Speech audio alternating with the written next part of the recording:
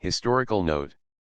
By another hand, in the opening week of January, 1923, there appeared on the outside of a certain door within a dingy, sunless, and cramped apartment a slip of paper bearing the following typewritten notice.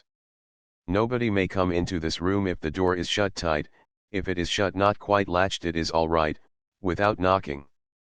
The person in the room, if he agrees that one shall come in, will say come in, or something like that, and if he does not agree to it he will say not yet, please, or something like that. The door may be shut if nobody is in the room, but if a person wants to come in, knocks and hears no answer, that means that there is no one in the room and he must not go in. Reason. If the door is shut tight and a person is in the room, the shut door means that the person in the room wishes to be left alone.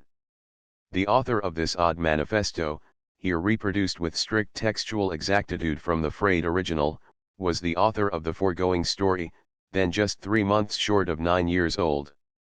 The door on which it appeared was that of the room in which, on a small typewriter, she wrote down the adventures of Ip her Sip, and the week in which it appeared was that in which these adventures had their beginning.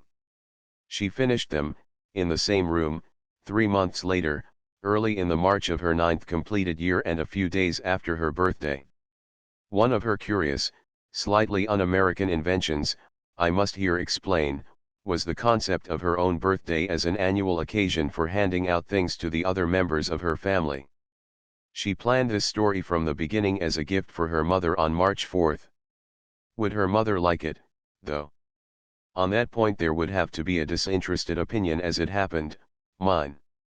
With intense secrecy, behind the latched door of that room guarded by the constrained preparatory notice, she read me the installments as they were produced.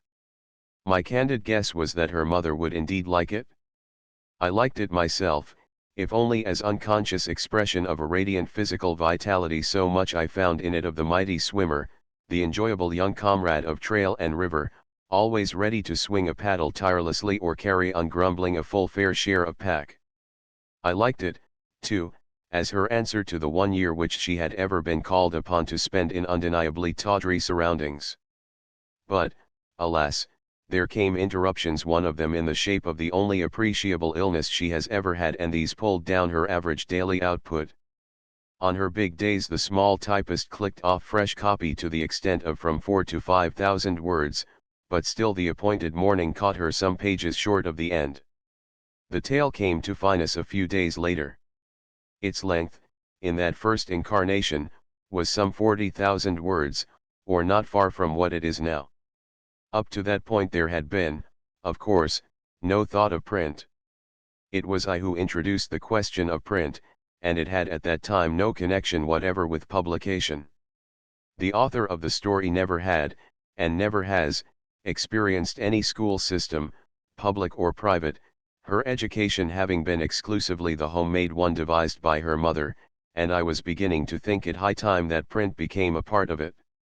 It was, in fine, my idea that we ought to have a piece of her work put into type in some small shop where she could set part of it herself, pull her own proofs, learn more about proofreading by correcting them, and see the whole thing through to the binding of a small armful of copies for her friends.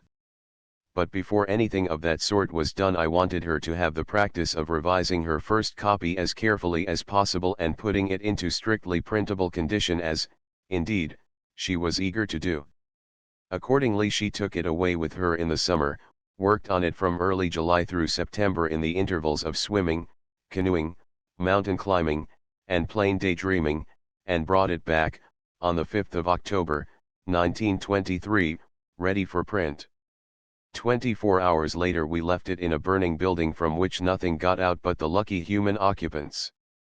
From the point of view of an admittedly fond parent, for I can make no slightest pretension to the ability to contemplate all this with a stranger's or a critic's detachment, it was here trending to watch the 9-year-old author torture her memory to the end of reconstituting the tale in its first shape. There were, during the next weeks, a good many blank hours at the typewriter, and it was slowly and painfully that page followed page. At this rate, it was going to take about 3 years merely to salvage what had once been manufactured out of the void in 3 months. Then, one day in December, everything was suddenly different.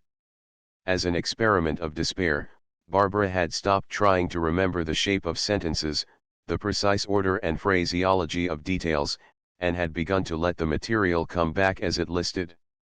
And to her astonishment it came in a freshet, like northern rivers when the ice goes out.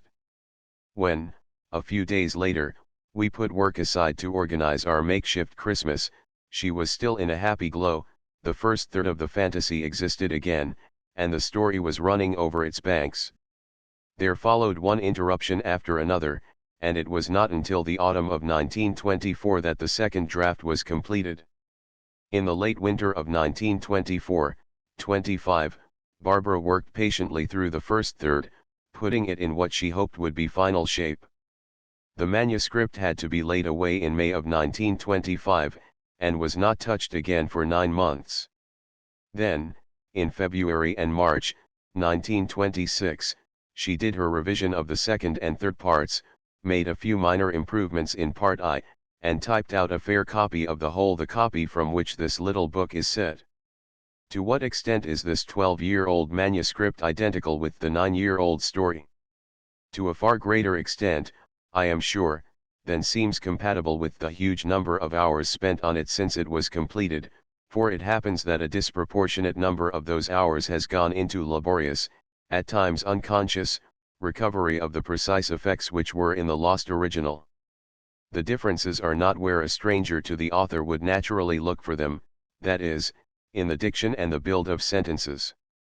Barbara's vocabulary at 9 was, of course, a stratified arrangement of deposits from Walter de la Mare II and George MacDonald, W. H. Hudson and Mark Twain, Shelley and Scott, that is to say, it was just what it is now except for the later addition of words which could not be in this story anyhow, the words of history, of science.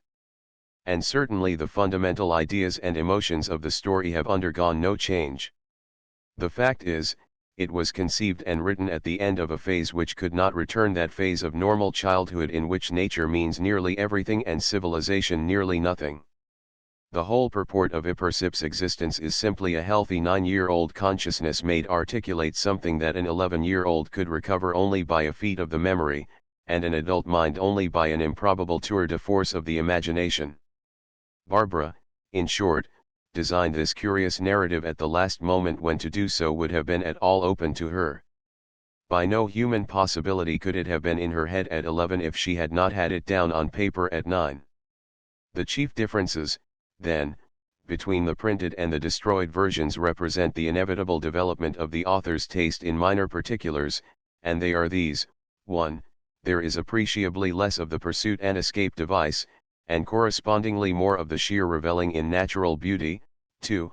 A great many exact measurements, in the form of dates, distances, rates, heights, and depths, have been omitted as realistic and therefore trivializing. 3.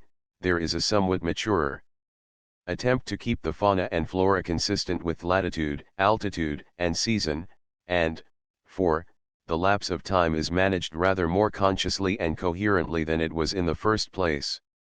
If, in the treatment of these and other details of the story, there seems to be a progressive increase in maturity, that is a consequence and a measure of the 9 months interval between the author's revision of Part I and her revision of Parts 2 and 3. It will be observed that the differences involve little or no addition.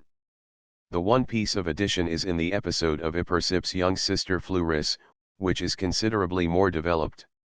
The obvious reason for this is that the author's own young sister, at the time of the first draft, existed only as an insistent demand on Barbara's part, whereas in the period of the revision she was a dream fulfilled, subject to adoring daily observation. As to ordinary literacy, there is no perceptible difference, and has been none since the typewritten byproducts of Barbara's 6th and 7th years. In short, what the leader is here given is an articulate 8 and 9-year-old child's outpouring of her own dreams and longings in a fanciful tale, superficially revised by the hand of a 12-year-old girl whose life on its more artificial side is made up principally of books and music. It was the youthful author's idea, not mine, that her story should be accompanied by a word of explanation from her father.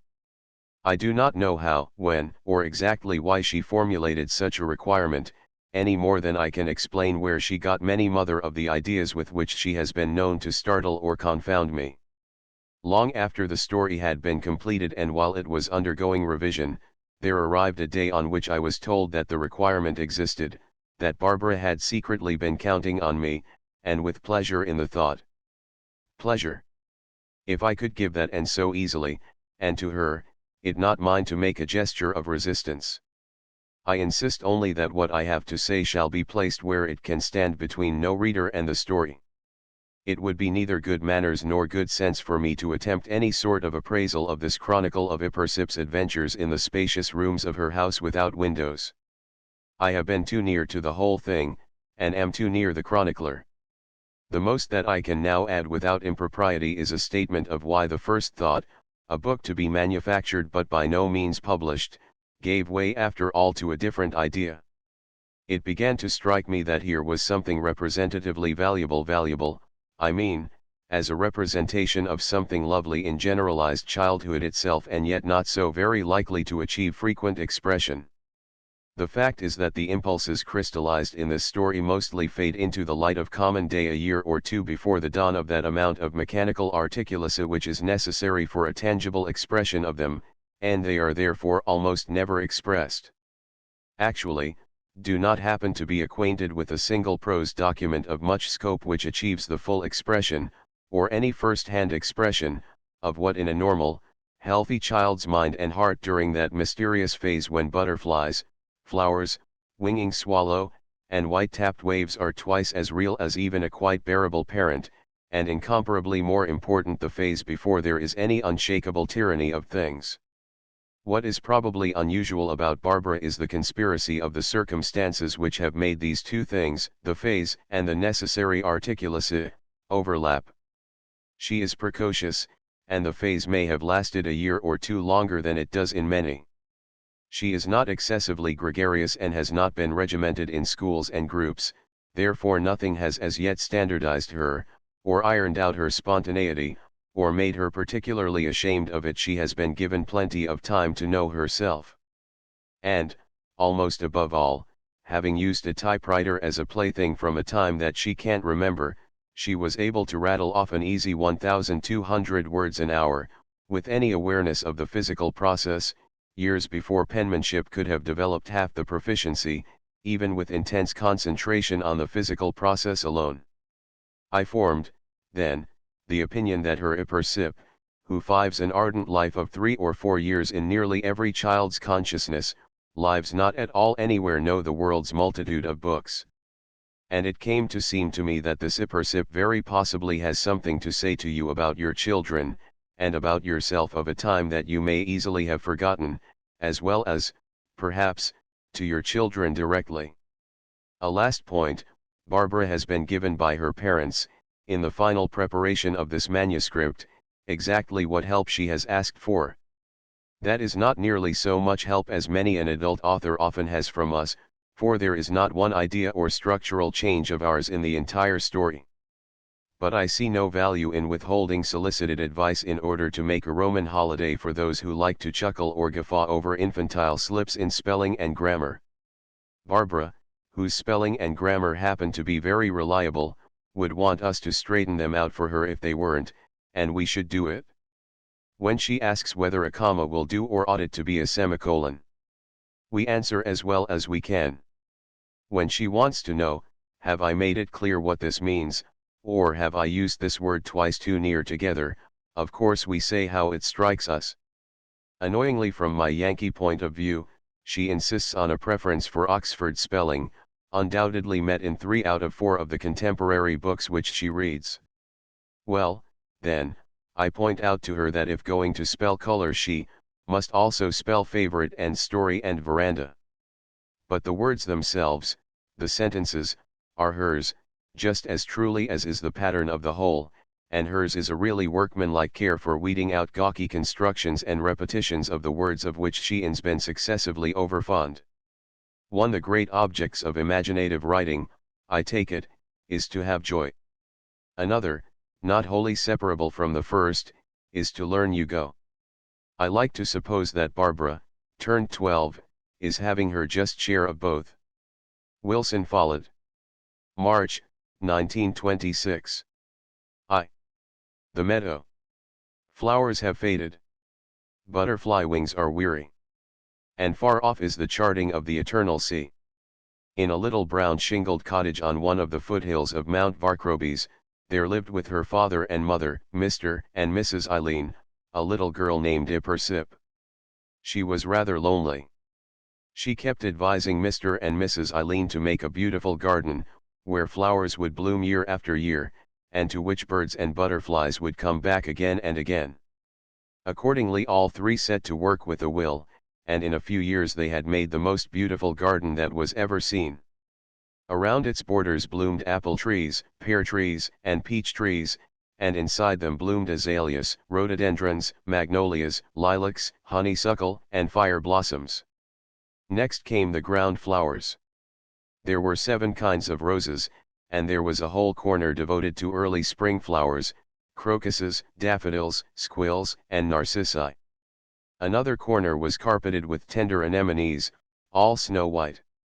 In the center of the garden there was a circular bed filled with iris of all kinds and colors. Clematis and morning glory vines climbed over the wooden benches, and near the center was a tall arch with ramblers climbing all over it. Another bed was thickly clustered with great purple violets. The paths through the garden had gracefully bending ferns on each side. For the first few months Ippersip was delighted with her flowers, and the butterflies and birds pleased her even more. But she was not a child who could be contented easily, and pretty soon she began to feel lonely again. One July day a fresh idea came into her head. She packed some sandwiches and some crackers in a small lunch basket. Without telling a soul, the next morning before dawn she slipped out of bed, dressed, and picked up her basket, then she stole out of the cottage and away.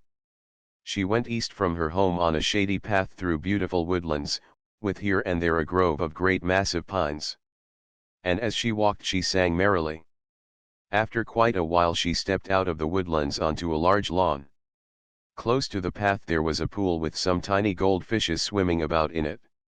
Then she knew that she was nearing a house, and instead of pacing slowly along the path she began to run, for she was afraid that someone would see her and send her back home. But after a few minutes she grew tired and settled down to a reasonable pace. And as she slowed down she came into an enormous field of rhododendrons, lavender, white, and brilliant red. Oh, what a gorgeous place that was! As Ippersip walked along, an oriole sang from a bush. She peeped into a hummingbird's nest with 2 tiny white eggs in it. She startled a vireo from its nest in a low clump of grass, and, peeping into it, found 3 baby birds. The farther she went the more her heart began to leap within her for joy of the life she was finding for herself. Her loneliness decreased, and she was as free and happy as the birds or butterflies. Soon the red and lavender rhododendrons dropped out, leaving only the white, then the white ones too lessened in thickness until there were none left. All this while she had been slowly climbing Mount Varcrobies itself. At last she came into a small open glade, still walking east from the cottage which she was not thinking about just then, so happy was she at thought of the new, interesting life she had found. This glade was near the top of the mountain, only one high peak towering above it. Across it ran a little brook, tinkling through the ferns and bracken. She paused on the path suddenly, then drew back, for a doe and her daisied fawn were grazing close by. Ippersip took from her basket a lump of sugar, and held it out to the beautiful creatures. Very hesitatingly the doe moved forward, followed by her fawn, and at last took the lump of sugar from Ippersip's fingers. Ippersip had not expected this. On the contrary, she had thought that they would be startled and would bound away out of sight in the woods. She gazed silently at the doe, who had begun to graze again without a sign of fear. Could it be a dream? She thought. Ippersip had experienced the delightful sensation of the doe's slightly rough tongue around her fingers, and suddenly, she felt as if she could never leave them, as if she must stay always and play with the woods. Already she had become acquainted with a doe and a fawn, and they were not afraid of her. She sat down on the grass, and the fawn lay beside her. She cuddled it close in her arms. Then it grew dark. The sun was sinking, and at last it went behind a thin, filmy cloud, producing wonderful colors, red, gold, silver, and purple. Like fire it glowed and quivered, and through it all could be seen the ball of the sun, growing clearer as it sank, and growing larger too. And as Ipersip sprang to her feet and watched it glow and quiver, she saw, away of, an enormous range of mountains, and where the mountains left off there was the edge of the ocean, with the light of the dying day reflected in it, in purples, reds, and yellows. And then, being very tired, she lay down on the grass beside the two deer, and in a few seconds she was sound asleep. The next morning Ipersip was surprised to find herself lying there on the grass between the doe and her fawn. She had forgotten about running away. The first thing she thought of was her breakfast, for, not having anything to eat the day before except a few handfuls of delicious red berries which she had found growing on a thick vine, she was very hungry. Not a sandwich in her basket had she touched. She had been so fascinated with her adventure that she had not thought of them. But now she ate 3 whole ones, ever and again breaking off bits and feeding them to the deer. When she had finished, she set off in a great hurry to explore her surroundings. First she walked in the direction of the beautiful sunset she had seen, a little off the direction of the path by which she had ascended, and came to a great rocky precipice, the side of the mountain. She looked down, and far off she saw a shining river, winding about in the valley below, sometimes twisting back upon itself, then straightening out again. But it made her giddy to look too long, and she turned and started back to where she had slept. The doe and her fawn were grazing quietly when Ipersip returned. She threw herself on her back and gazed at the clear blue sky. In it swallows with their snowy breasts were circling, and when the sun shone full on them their white wings glimmered like the ice on a winter's day. A great desire came over Ipersip. She wanted to fly and swoop through the air like the swallows. She thought to herself that they had always been her favorite birds. She had always marveled at their flight, as now they twisted in giant corkscrews and now swerved so as to turn almost completely over. A butterfly flew over her head, a little yellow butterfly who danced and glimmered before her. Her brown eyes sparkled with delight. A cricket hopped and twittered, a bird burst into song. Almost without knowing what she did, Ipersip leaped into the air and began to dance, with the swallows circling above her head and the leaves fluttering about her. Then suddenly she sat down, breathless. She began stripping off her shoes and stockings. Her feet were tender, and every stick she stepped on hurt, but she was determined to get her feet toughened so as to go barefoot all the time. Now, directly east of this fairy glade there was steep slope which ascended to the very summit of Mount Varkrobes, called Ikienern Peak. Ipersip had a fascinated eye for the slope and longed to see what was at the top of it, but she would not leave the deer just yet, and also she was determined not to put on her shoes and stockings again. So she decided to stay in the soft grass until her feet were toughened, and she thought that then she could go up that wonderful peak over which the sun rose in clouds of glory every morning. Before Ipersip had danced long she walked down toward the great precipice again, with her shoes and stockings under her arms. The instant they got there a madness came upon her, and whiz! 2 shoes and 2 stockings were flying through the air at a tremendous rate.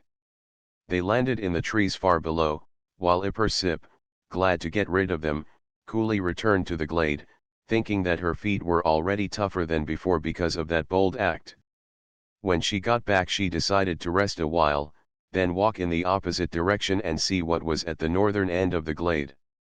So when she got rested she started off that way, with the doe and the fawn trotting beside her. At last she came to the slope of the mountain on that side. But this, instead of being a sheer precipice, was a gradually falling grassy bank, down which they went.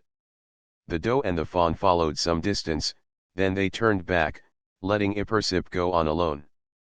But when she got part way to the bottom she began to see houses, and so, deciding that that wasn't the side for her, she ran back as fast as she could. Meanwhile Mr. and Mrs. Eileen were wandering in vain where their poor child had gone. At first they hadn't thought much about her, for she had been lost in the woods several times before and had always found her way home safely.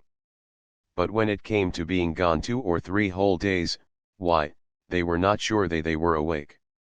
The child must be starving, and who knew what a tender morsel to some prowling animal she might be by this time. So they began to grieve greatly over their loss, for they dearly loved Ippersip. Before they has missed her very long, a poor old woman and her husband had climbed that part of Mount Varkrobes. Nobody in the village down below cared much for Mr. and Mrs. Ickesfield, as they were called, and they had decided to go elsewhere and see if they could find some friends. The Eileens took pity on them, and at last persuaded them to live in the brown cottage in the woods, and to let the Eileens themselves go to the house of friends of theirs, the Raspans. It was the Raspans' rhododendron field that Ippersip had thought so beautiful. The Eileens, being exceedingly kind people, gladly gave up their cottage and their beautiful garden to Mr. and Mrs. Ickesfield.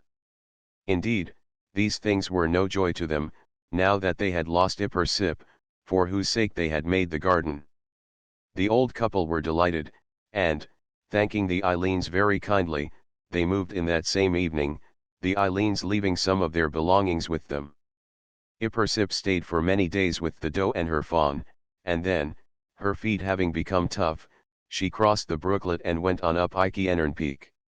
Near the top, in a small sheltered place, she found a dear little pool surrounded with moss and ferns, amongst which some iris bloomed.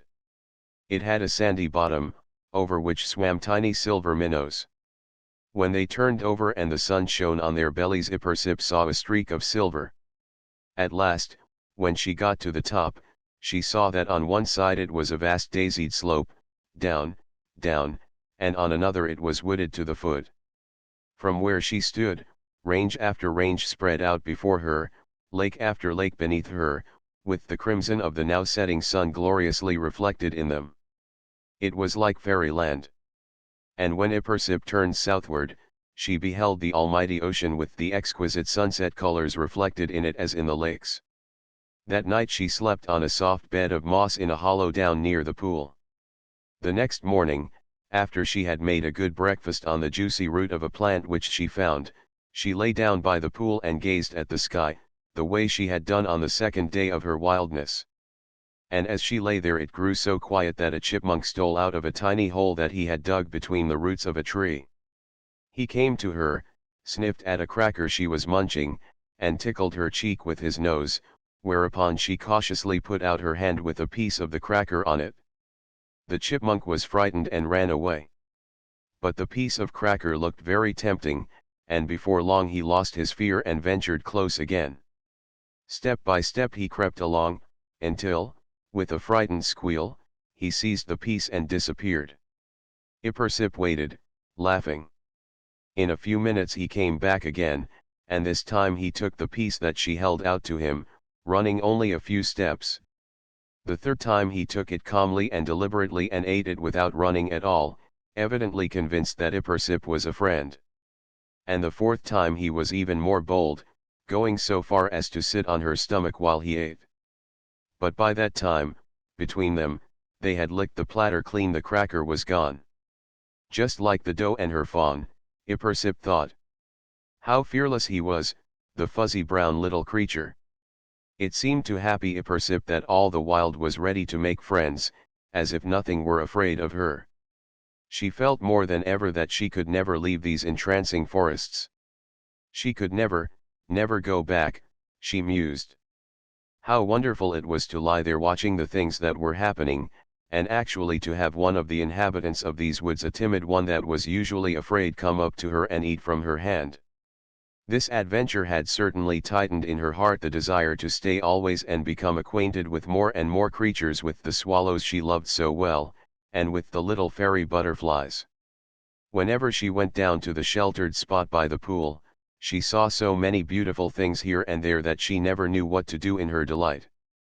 Iris blossomed in gold and blue, butterflies danced overhead like yellow rose petals flying in the breeze. Once, running over to the pool, she found a tiny beach, about 15 inches long and half a foot wide, no more than a handful of sand completely hidden in a forest of ferns. Across it ran the chipmunk's footprints, and the marks of his weak claws could be plainly seen in the damp sand. That little beach was the earth's dear treasure, so it seemed to Ippersip, alone in that wild place. In the fields all around, thousands of buttercups blossomed, and great beds of daisies whitened the earth's brown surface. In one place, among dark ferns, grew columbine, gay little gypsies curtsying in the breeze. Their colors spoke to her of dawn, gold sunset, and white clouds, snowbanks fringed with icicles, night sky entwined with moonbeams, black clouds, and radiant sun, or orange, yellow, and scarlet leaves, autumn leaves. She gathered some, and made a rainbow wreath of blossoms, and curling about her hair, they danced again. Beneath the branches of a white pine grew blushing lady slippers, which Ippersip had never seen before. Dawn comes to earth sometimes, she thought, bringing her flower clouds and clasping them with pearl seeds. Ippersip was anxious to know what was on the southern slope of this highest peak of Mt. Varkrobes. So one day along she went, happily singing, until she came to it. Then she was surprised to find that this slope, instead of being a rocky precipice as the one had been at the foot of Ikeenern Peak, went down steeply for a little way and then broadened out into an enormous field, on the farther side of which was a herd of deer. Away, away, Ippersip could just see to the edge of this plain-like field. With a shout, down she dashed, and, dancing as she had never danced before, she sang like a nightingale for joy of her discovery. And yet, she thought to herself, what if it should be a dream? She was quite sure that it was not, though, for she had felt decidedly awake when she started off. But, because she had started before anyone else was up or even awake, she thought that she might be asleep herself. Anyhow, if it was a dream, it was a lovely one, and she need not worry. But now let us return to the grieving parents of Ippersip, who were consulting the Raspans about a plan to search for her. At last Mrs. Eileen said, "Something very queer has happened to our child. She must have seen something of other that has made her want to go off. But I will tell you what we can do. We'll take the Raspan's big tent, and, fetching the Icky's fields, we can camp near where one of us sees Ippersip, for I'm sure that she wouldn't leave Mount Varkrobes unless absolutely compelled to. We can learn what habits Ippersip has got into, and perhaps we can catch her by some plan.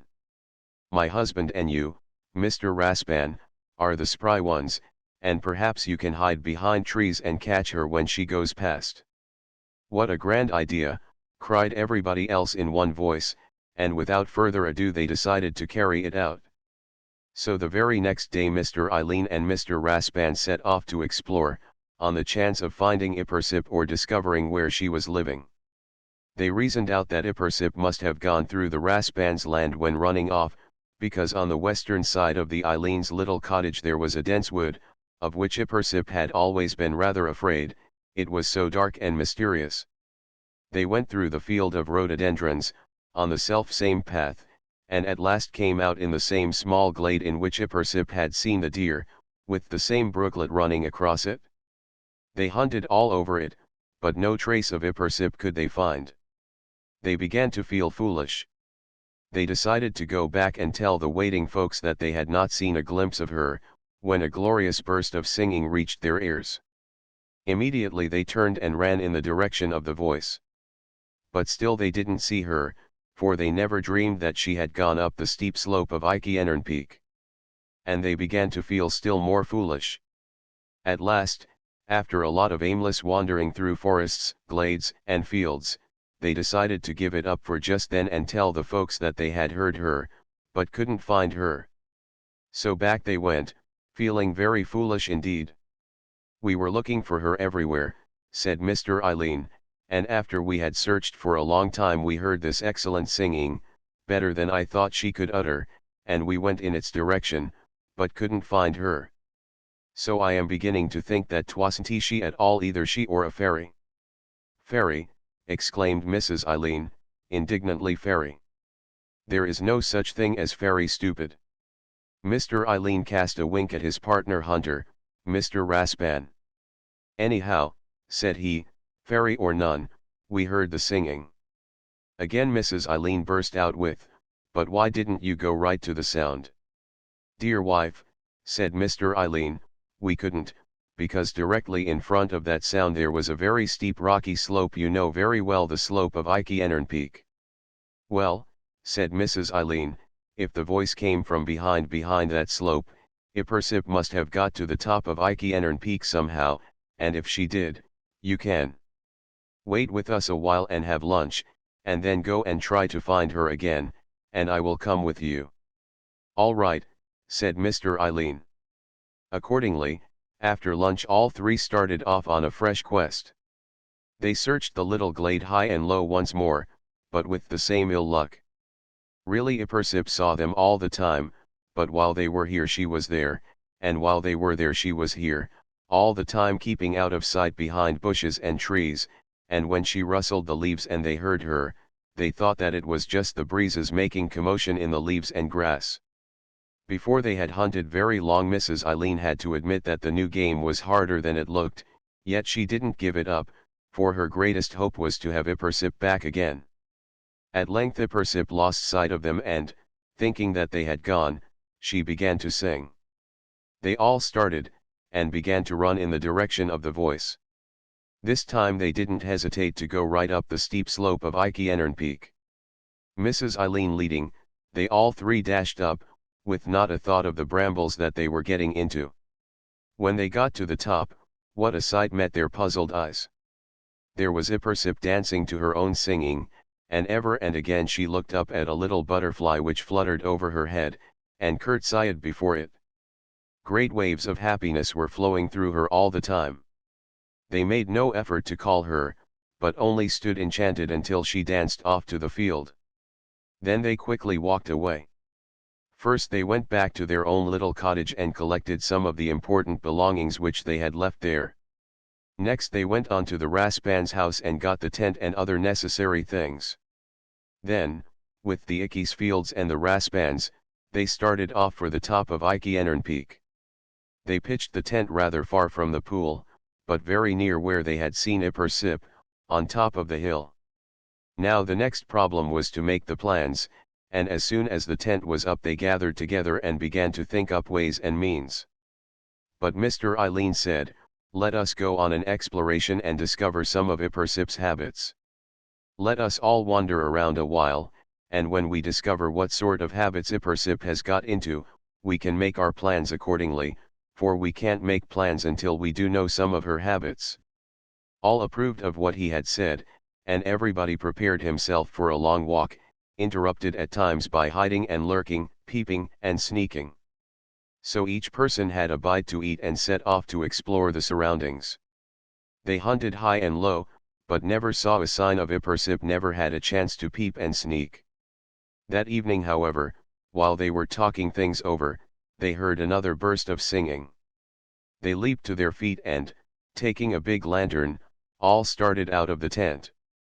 In the direction of the singing they went on, trying to walk rather fast, but also trying not to step on many leaves or dry twigs so as to make a noise, and when they talked it was in the softest whisper. The singing sounded nearer and nearer, but they could not see very well without the lantern, which they didn't light yet for fear of frightening Ippersip away. It was darkening rapidly, and things were very dim. At last the singing grew so loud and so near that they felt almost as if they were about to run into it. And so they actually did, for Ippersip, who had all the time been approaching them as they approached her, went right between the Icky's fields, startling them so that they didn't know what to do. Mr. Icky's field managed to put out his hand and grab her dress, calling for someone to come and help him hold her. But by this time Ippersip had discarded her real dress and had woven one of ferns for herself, and, the ferns being interlaced rather loosely, the one Mr. Icky's field caught hold of tore away. Quick as a flash Ippersip bounded away into the night. Thus their first chance of catching her slipped between their fingers. They went back to the tent rather discouraged. Now the deer in the great field knew Ippersip, and they all loved her, because she was so kind to them. Even the little fawns loved her and made no attempt to run away when she appeared. Twilight and dawn, when the deer were all lying down, were her favorite times in the field. Then she would dance about in her fern dress, singing so sweetly that all the birds watched her. She began to love the birds and butterflies even more than in the first days of her wildness, and almost worshipped them. The morning after this curious face-to-face meeting with Ippersip, Mr. Eileen spoke about another plan. Ippersip every morning comes up from wherever she sleeps to get a drink of water from the little pool. Now do you know that big pine tree that stands beside the pool? Yes, said Mrs. Eileen. Well, I will go and hide behind that tree tomorrow morning, and when she comes up to the pool I will try to catch her by jumping out at her when she comes by. Why do you not do it this morning? Inquired Mrs. Ecclesfield. Well, you see, replied Mr. Eileen, she has had her morning drink, for I saw her as was getting out of bed. I see, said Mrs. Ecclesfield. But be sure that you get up in time next morning. I will, said Mr. Eileen. But if you're up and awake before I am, be sure to pull me by my left ear. Ippersip was becoming more wary, now she had discovered that they were trying to catch her. But still she took it as a sort of joke. In the first place, she thought she could easily escape again if they did catch her. But she very much doubted if they could do it. For hours every day she practiced running, leaping, dancing, and prowling, until she was as fleet as a deer and as soft on her feet as a lynx. She had practiced leaping over high objects, and if someone were chasing her she could now escape being cornered by jumping a fence. She had trained herself until, even without a running start, she could clear the back of a standing fawn, or, with a start, a large buck standing full height. All these exercises made her light as a feather and graceful as a fern. The next morning when Mr. Eileen woke up, there was hardly a ray of light, but dawn was breaking out here and there. Mr. Eileen got all ready for an exciting morning.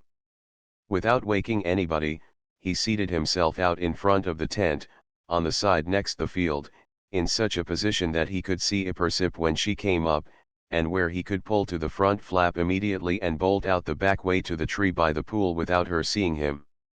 He waited a few minutes, and then he saw her head bobbing up the bank. Hurriedly he closed the front flap before she saw him.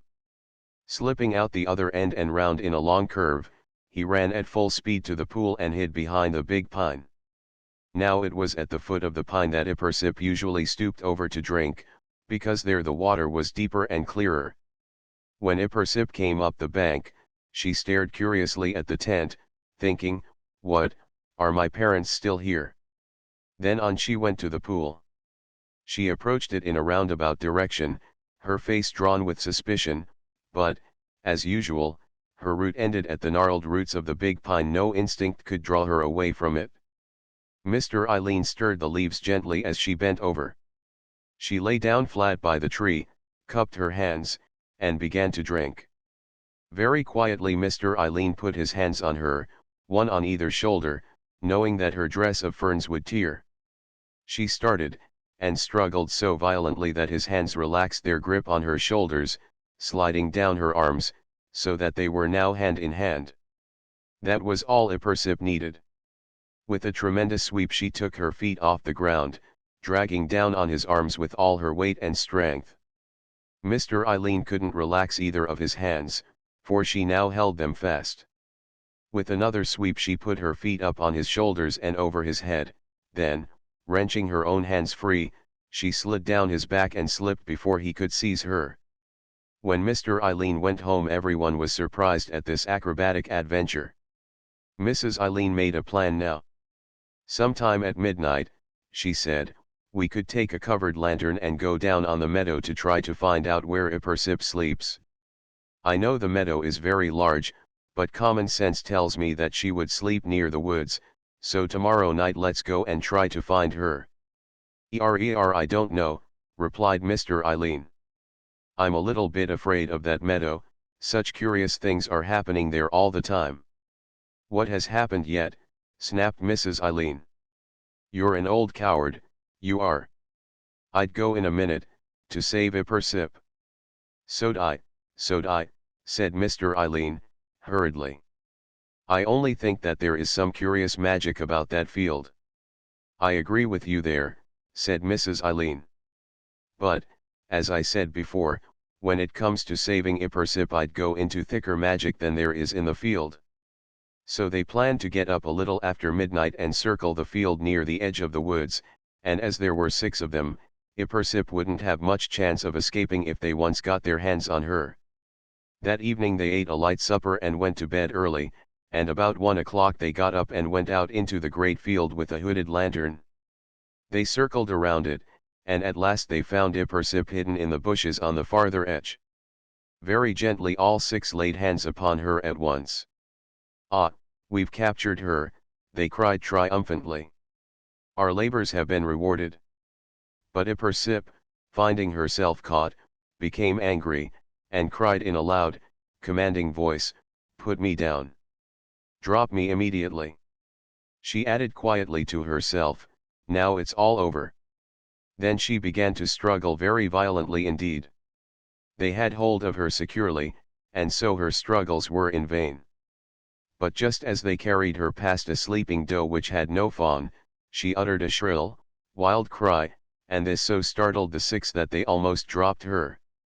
The doe woke up, and though she was afraid for herself, she was more afraid for Ippersip. She came galloping after them. To see the doe galloping swiftly toward them naturally startled old Mrs. Ickesfield, who supposed that all wild animals would flee at the sight of a human being. That was so generally, but not when Ippersip was in danger. Now, Mrs. Ickesfield had hold of the most important part of Ippersip's anatomy, though no one suspected it at the time, namely, her feet. Mrs. Ickesfield dropped them, and for the fraction of an instant which Ippersip needed they were allowed to touch the ground. Ippersip wrenched herself free and leaped to the back of the trembling, excited creature, and they bounded away quick as a flash. The others, agitated, turned to chase the doe, but she, with Ippersip on her back, had vanished. "Whew, that was a narrow escape," Ippersip whispered in one of the doe's long ears, as they lay down together. The next day it rained hard. Ippersip's parents and their friends spent much time making plans for a day when they could go out. Mrs. Ickesfield now made a suggestion. "It is," she said, "very like the plan that we tried last night, namely, to find Ippersip while she is sleeping. But we must have more people, more people. If we can get some friends from the village at the foot of the mountain, they can drive the deer that we meet away from the people that are carrying Ippersip. In that way she cannot be saved by deer." "That is true," said Mrs. Eileen, "but, you know, often an angry herd of deer is a terrible thing to drive back." "I know that," said Mrs. Ickesfield. "But we might be able to keep them cool, keep them from getting angry. However, let's make some other plans now." "That is not a very good one." "I was thinking," said Mrs. Raspan, "if we could only get Ippersip into a small fenced-in area where we could catch her. But I have it, let us find Ippersip in her sleep again, and carry her to the tent in a roundabout route through the woods, chopping the bushes as we go, where there aren't so many deer, and where it will be harder for them to rescue her." "Great idea," cried Mrs. Ickesfield. So that is when they all planned to do, the next sunny day. While they had been conversing in this manner, Ippersip had been sitting in the woods, with a little fawn and its mother for company, and she had been feeding the fawn handfuls of grass and gazing into its gentle eyes. Late in the evening it cleared off, and them were promises of a beautiful day tomorrow. And so it was. The sun began to rise slowly, producing wonderful colors, first the most delicate shades of apple blossom pink, darker on the horizon, and shading off into a pale buttercup yellow. And Ippersip, as she awoke, saw that the meadow was dotted with dark forms which could just be distinguished. The deer were all lying down.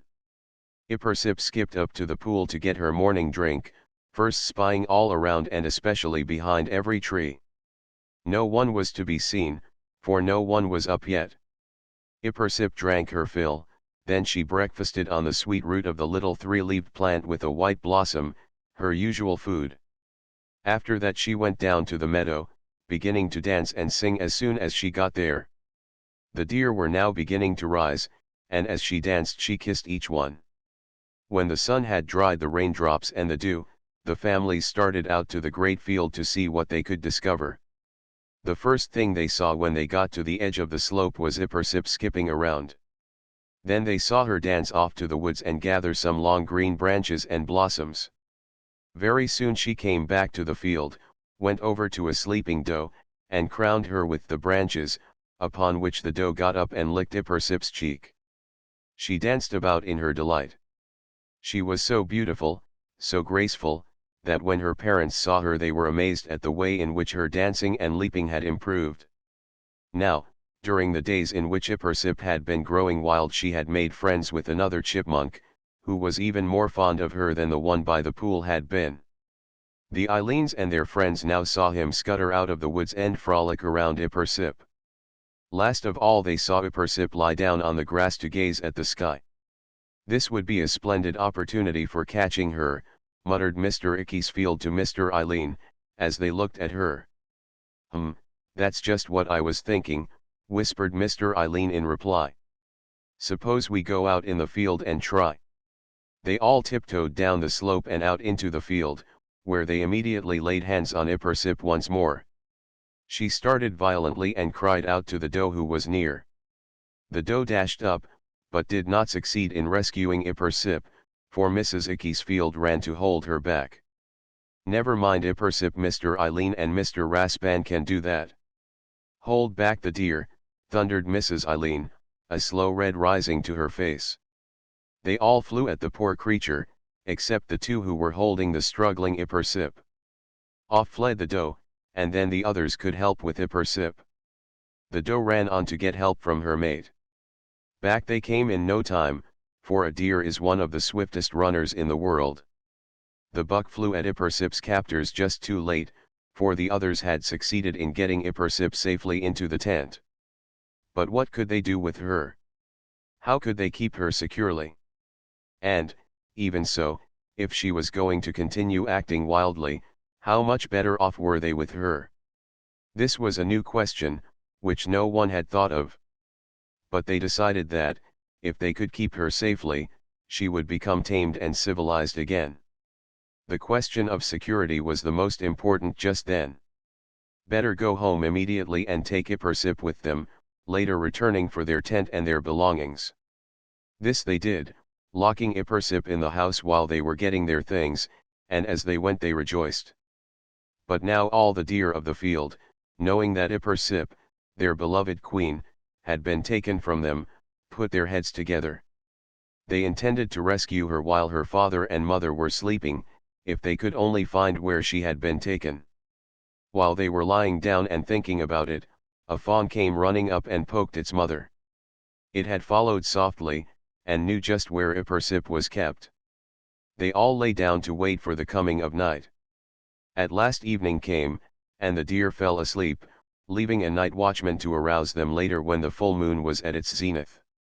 When the watchman signaled they arose and, with the little fawn leading, went down toward the Raspan's house. Ippersip was allowed to sleep out on the porch, but all its glass doors were closed and locked against her. The fawn led them straight to this place. Ippersip could not go to sleep, she sat on the floor, whining softly in her misery. One of the bucks knocked gently on the glass door with his antler. Ippersip turned, a smile crept over her face at the sight of her beloved comrades. The buck, as softly as he could, broke one of the glass doors, wood and all. Then the deer, all except the fawn, bounded off to the field again. The sound of breaking glass reached the ears of Mr. Ickesfield, who was awake, all too late, for by the time he had wakened the others, which he did by shouting, "Get up, get up! Sounds like high doings out there." Ippersip, on the little fawn's back, had vanished toward the field. The families, when they got to the porch, found only the broken door. Though they heard trampling hoofs, they knew that it would be of no use to follow. The families, after that adventure, were desperate, and they decided not to make any more plans just then, for winter was coming on rapidly, but to stay at the house until the next summer. As for Ippersip, well, she was mighty glad to have got away unhurt. Happy again, she was soon sound asleep in the woods on the edge of the field, cuddled up underneath the doe which had saved her before. She wasn't sure how to get along through the winter safely, but she had had such a splendid summer that she knew it would be foolish to give up her wild life now. She could manage somehow. And so she did. She found that her parents had left her own heavy winter coat in the place where they had once found her sleeping, and this would be very helpful to her, she thought. She was also glad to realize that her parents, much though they wanted to get her back, didn't wish her to perish in the cold of winter. They are nice people, after all, she thought to herself. With the coat and the prospect of warmth, there came a delightful idea into her head. On the edge of the meadow there was an old dilapidated foxhole. It was very large already, and after about 10 days of hard work Ippersip found that the passages could be made exactly large enough for her to crawl into. The earth was so loose and moldy that it came away without difficulty. She crept down the tunnel a long way, digging as she went. Presently she came to a snug bedroom about 5 feet square and 4.5 high, which was a little less than her own height. But she did not mind stooping, as long as she had this cunning room. Besides, she could dig away the ceiling if she wanted to. The room was old and dirty, but Ippersip lined it entirely with grass. Digging around, in one corner she came upon a little packet made of leaves. Inside it were a few cordery berry seeds. One She wondered who had made this packet, who had lived in this burrow before her. A person, of that she was sure. These seeds had not by any means rotted, they were still as moist and sweet as ever, and Ippersip rejoiced to them. Digging around some more, she discovered a small square block of wood. Lifting it up, she found great heaps of milkweed pods, kept from springing open by the pressure of the earth against them. She rejoiced in this too. There was enough of the milkweed to make a bed for herself. She covered the bed with her old dress, which she had kept all this time in case she should need it. Never was such a soft bed seen. In the burrow she also built several shelves of boards, and on these she heaped up more cordery berries and their seeds, which were just beginning to come. The next day was the last of November. In the morning Ippersip, after a long sleep in the burrow, woke up to find the world white with the first snow. The entrance of the tunnel was placed at such an angle that never a flake found its way down in. Ippersip was delighted, she danced and skipped about, with the chipmunk at her heels. The next day it stopped snowing, and the sun came out, shining dimly. Every snow crystal sparkled like a diamond. Ippersip and the chipmunk dashed across the meadow and looked far, far down. Though ordinary eyes could not have seen to the end of this mass of glittering whiteness, Ippersip's could, and beyond all the icicles and snowflakes she saw the river calmly shining, blue as the sky. In its rippling surface Ippersip could see the very reflection of the sun breaking out through a cloud. The meadow was beautiful even when the sun was dim, but nothing to what it was now. Ippersip could see every color of the rainbow reflected in each crystal: orange, purple, green, blue, red, and many, many iridescent tints. Full of joy, she looked down upon the river once more, through the glittering iridescence. The longer she looked, the better she could see the river. But at last the sun went in again. It had been out hardly long enough to melt one snowflake. Everywhere round Ippersip went the chipmunk's little footprints, for he had shared her delight. At last, when Ippersip wanted to go back to her subterranean shelter, the chipmunk hung back and whimpered. Ippersip saw that he wanted to stay, and knowing that he could find his way, she left him behind and went back to the burrow herself. But he didn't come back. She waited and often called, but he did not appear. What can have happened to my little friend, she thought. At last she set out to look for him, calling as she went. She looked in every crevice, to see whether something had frightened him and he had plunged into some hiding place. But she did not find him. At last, whistling and calling, she came near to where she had left him, on the edge of the meadow. Then what did she see in the snow but footprints, human footprints? Chippy's little tracks had started back in the direction of the burrow, but the strange footprints came towards his and overtook them, and at that point his suddenly left off. Then she discovered the others going down the hill again. It was only too clear Chippy had been captured. Ippersip sat down in the snow and wept. But suddenly she straightened up and became herself again. Why not follow those footprints down the hill and get her Chippy back? With a hopeful heart she dashed down, following the tracks. But she came into a small village, where she was afraid of being caught. She could not go on, so she went back. Another idea. Why not follow the footprints some night, when there were not so many people around, and when, even if there were, she would not be seen so easily. But there the question of being able to see the footprints in the dark. No, that would be impossible. The only thing to do would be to wait. For what? Ippersip had not the slightest idea. The name of the people who had captured the chipmunk was Brunio. Mr. Brunio and his little twin daughters, Flittervine and Carrion, had come up to the meadow with sleds and skis to slide. They had seen the chipmunk frolicking about, and had watched him impatiently. "How I would like that little animal for my own," said Flittervine. "He looks cold and hungry, father," said Carrion. "Here, I have some crackers in my pocket. Let us throw them to him and see if he will eat them." This they had done, and the chipmunk had been tempted. He had come up cautiously and nibbled at them. He loved Ippersip dearly. He had never received harm from one of those queer two-legged creatures. He trusted them.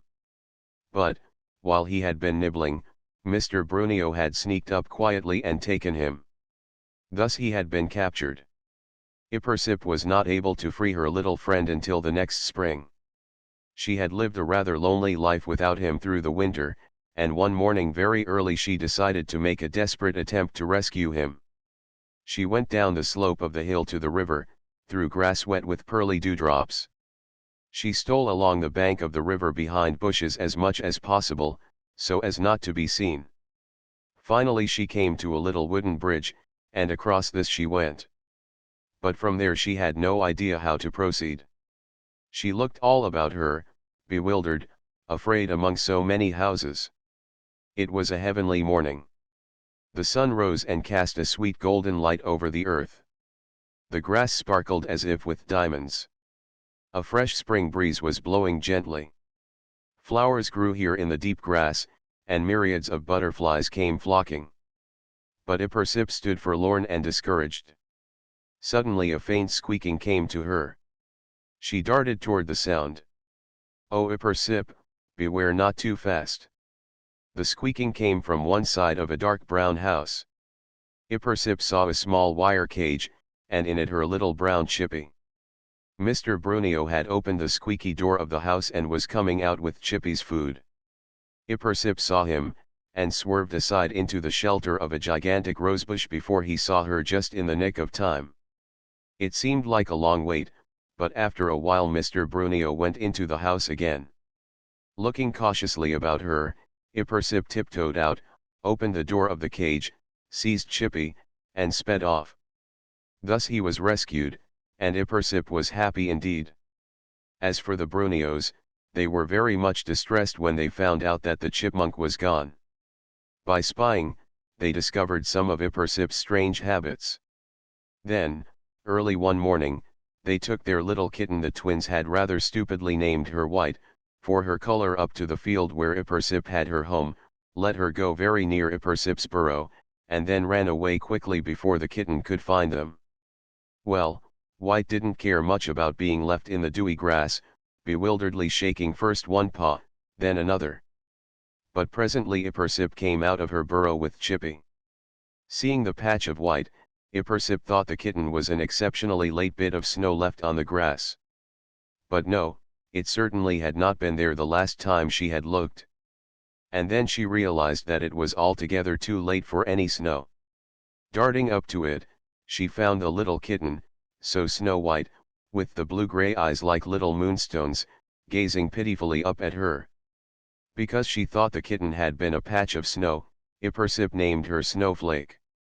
She took her, shivering with the wetness of the dew, into her burrow, and found, much to her surprise, that Chippy recognized her and sprang at her in great delight. The truth of the matter was that Chippy had often seen the kitten during his captivity, and had played many a happy game with her in his cage. Carrion and Flitterveen had thought when they let the kitten go that Ippersip, seeing a new animal, would give them back Chippy. Not so. Ippersip would have two animals than one.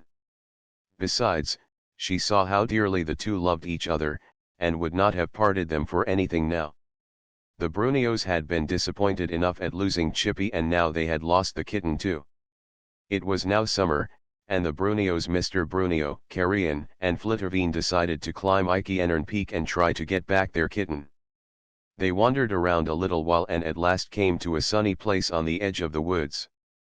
It was a very grassy spot, all surrounded with blackberry bushes just blossoming. Near its edge was Chippy asleep, and in the middle was Snowflake washing herself and playing with the dry oak leaves that swirled about in the breeze. Snowflake started back a little at the sound of whispering voices, and then looked up. Ippersip was not there, for she had gone off to find some sweet bulbs and roots. "Come on, White, dear," called Carrion. But Snowflake did not know her old name since Ippersip had changed it. "Here, Sugar Bowl," said Mr. Brunio. He had got rather used to calling her that, because she loved sugar and had a habit of pawing into the sugar bowl to get it. This was a trifle more familiar, and she took a step forward. "That's the way," said Flitterveen, encouraging her. "Come on." Snowflake took back the step. They grew impatient, yet some of their calls were encouraging that Snowflake could hardly resist creeping through the briars to their feet. Pretty soon she touched Chippy with her nose. He awoke, yawned 2 or 3 times, and, when he saw the people there, blatantly pattered off into the woods. Now Snowflake sat very still, in spite of all their coaxings, for she knew that help was coming. And she didn't have long to wait, for in a moment Ippersip came running up with Chippy in her arms. With a beautiful leap she cleared the briars and, taking up Snowflake, cleared them again and vanished into the woods. Life for Chippy and Snowflake was great fun during the time when Mr. Brunio, sometimes with the twins, was coming up to the briar patch and trying to entice Snowflake away. In the afternoons, though the two little animals were glad to stay in the briar patch, Ippersip generally took them along with her when she went anywhere, for she thought that possibly Mr. Brunio might come up with an axe to chop down the briars. In this Ippersip proved wise, for, about the third day that Mr. Brunio and the children had been coming up Eikienern Peak to rescue Snowflake, Mr. Brunio did bring an axe, but this time Ippersip had taken the little animals out with her. They had gone exploring, finding sweet roots and brilliant berries.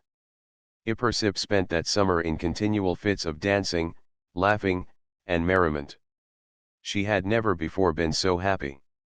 Every day she felt as though she loved the animals, birds, and butterflies, everything of nature more than the day before. She loved to see the same birds coming back this year.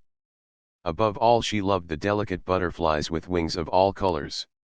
She would lie in the meadow for hours and watch what was happening.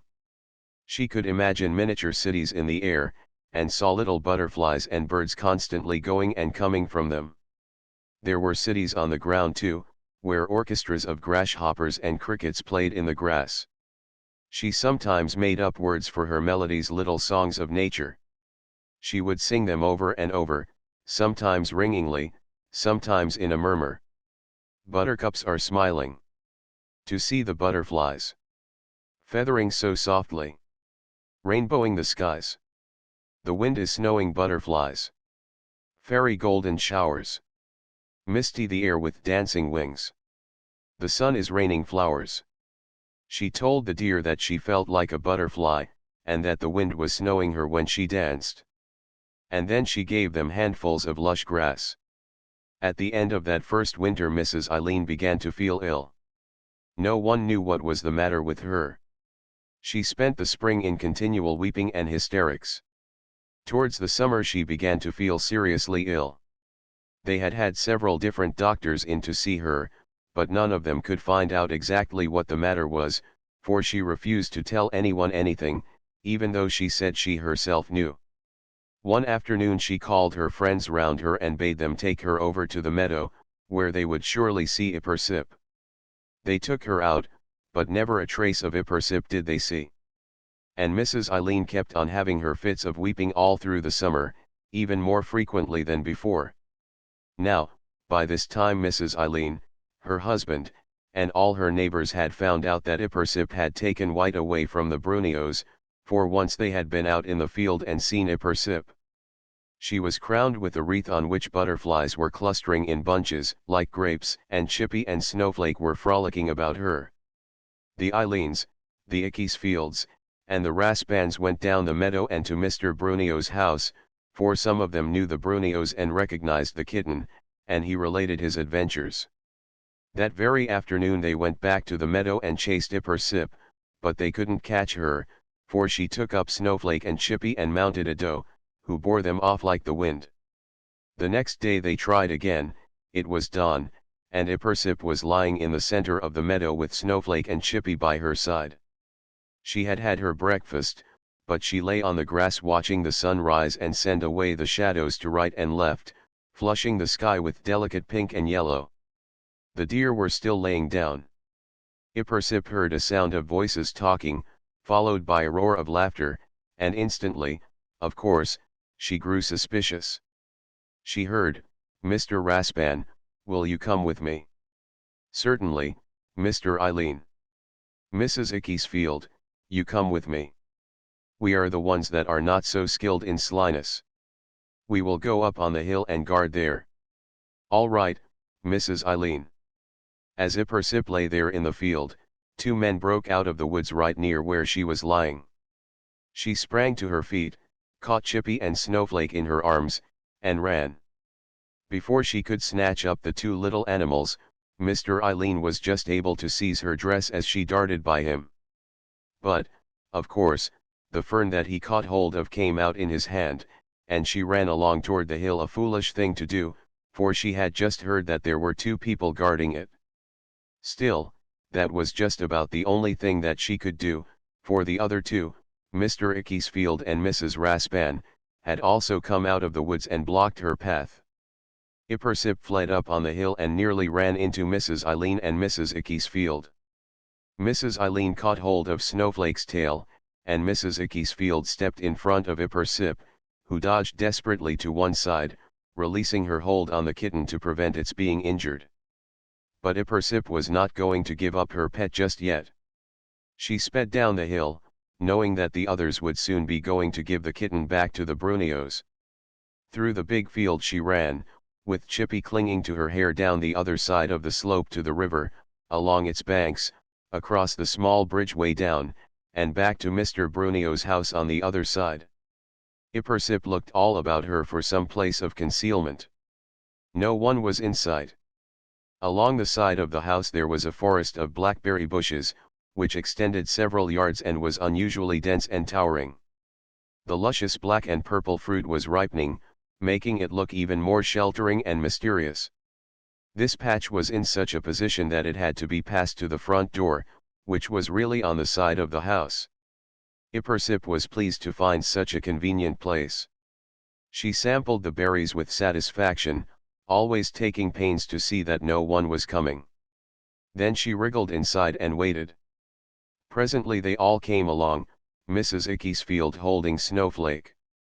Ippersip had ready in her hand a little sharp-pointed stick.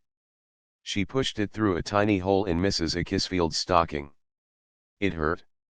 Mrs. Ickesfield gave a little shriek of pain and dropped Snowflake, who instantly put her paw on a small fern which she saw. She couldn't see Ippersip, but the fern was very familiar, and was pulled by Ippersip into the bush.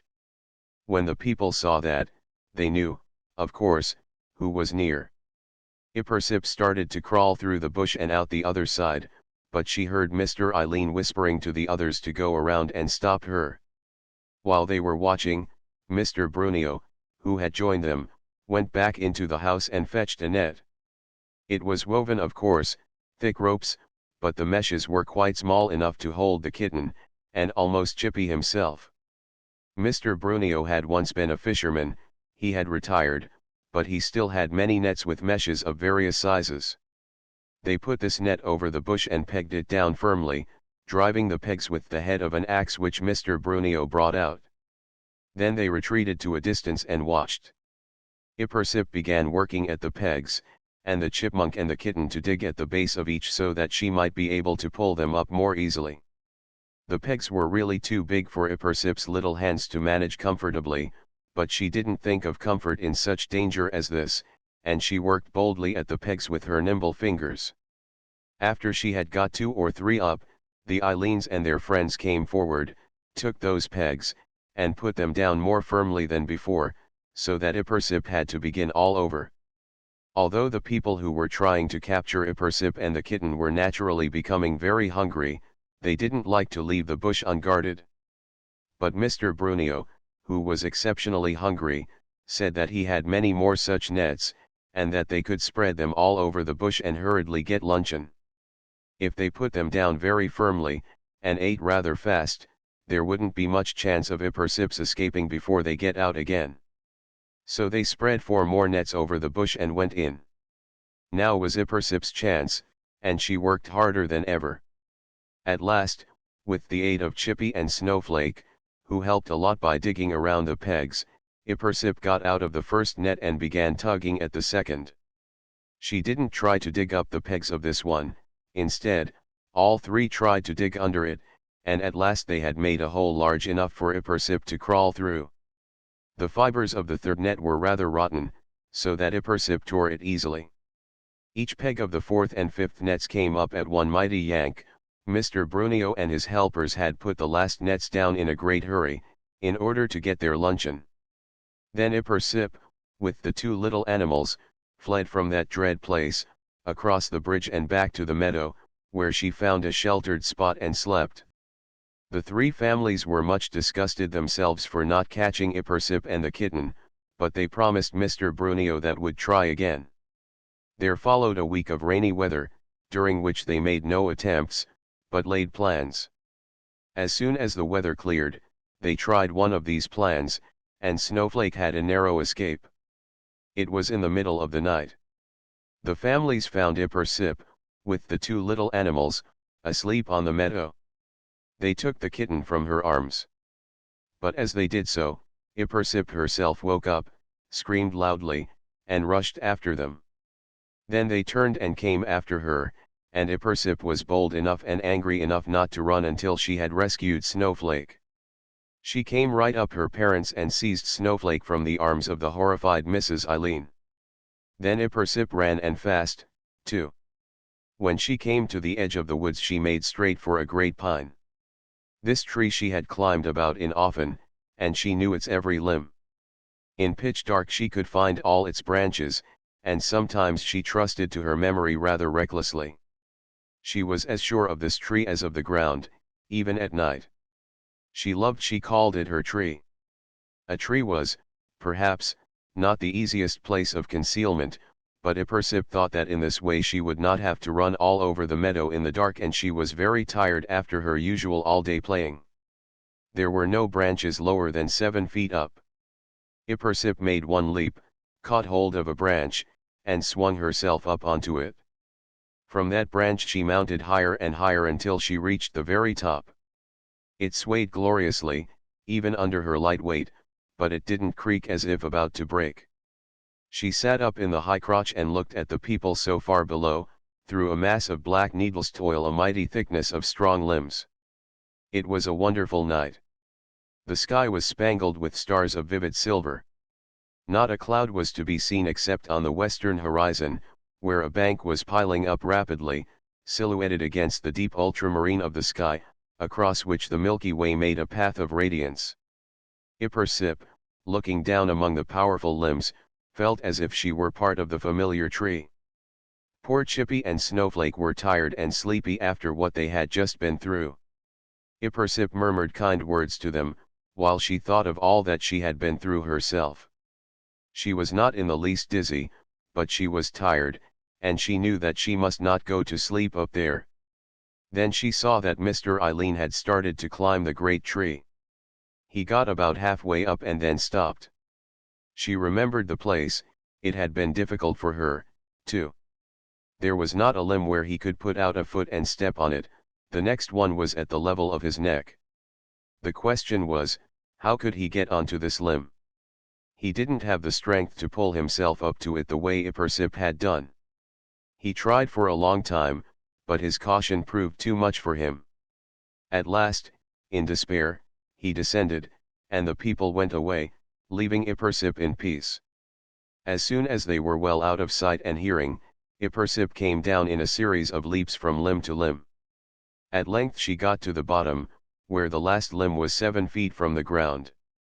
She braced herself as firmly as she could on this, and then she jumped.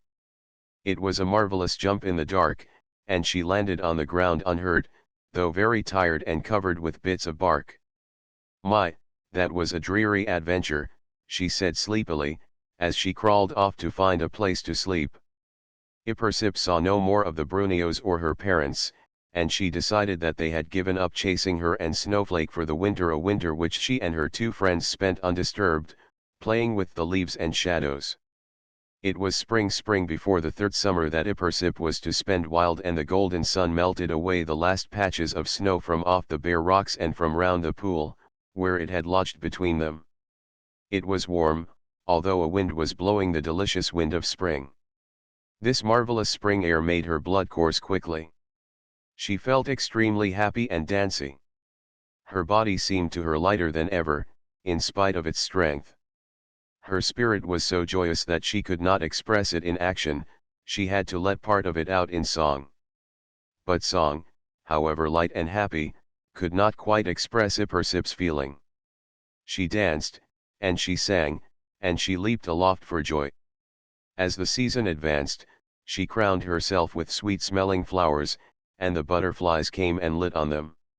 She went up the pool wearing her fluttering crown, and there she saw the flowers that had come to bloom.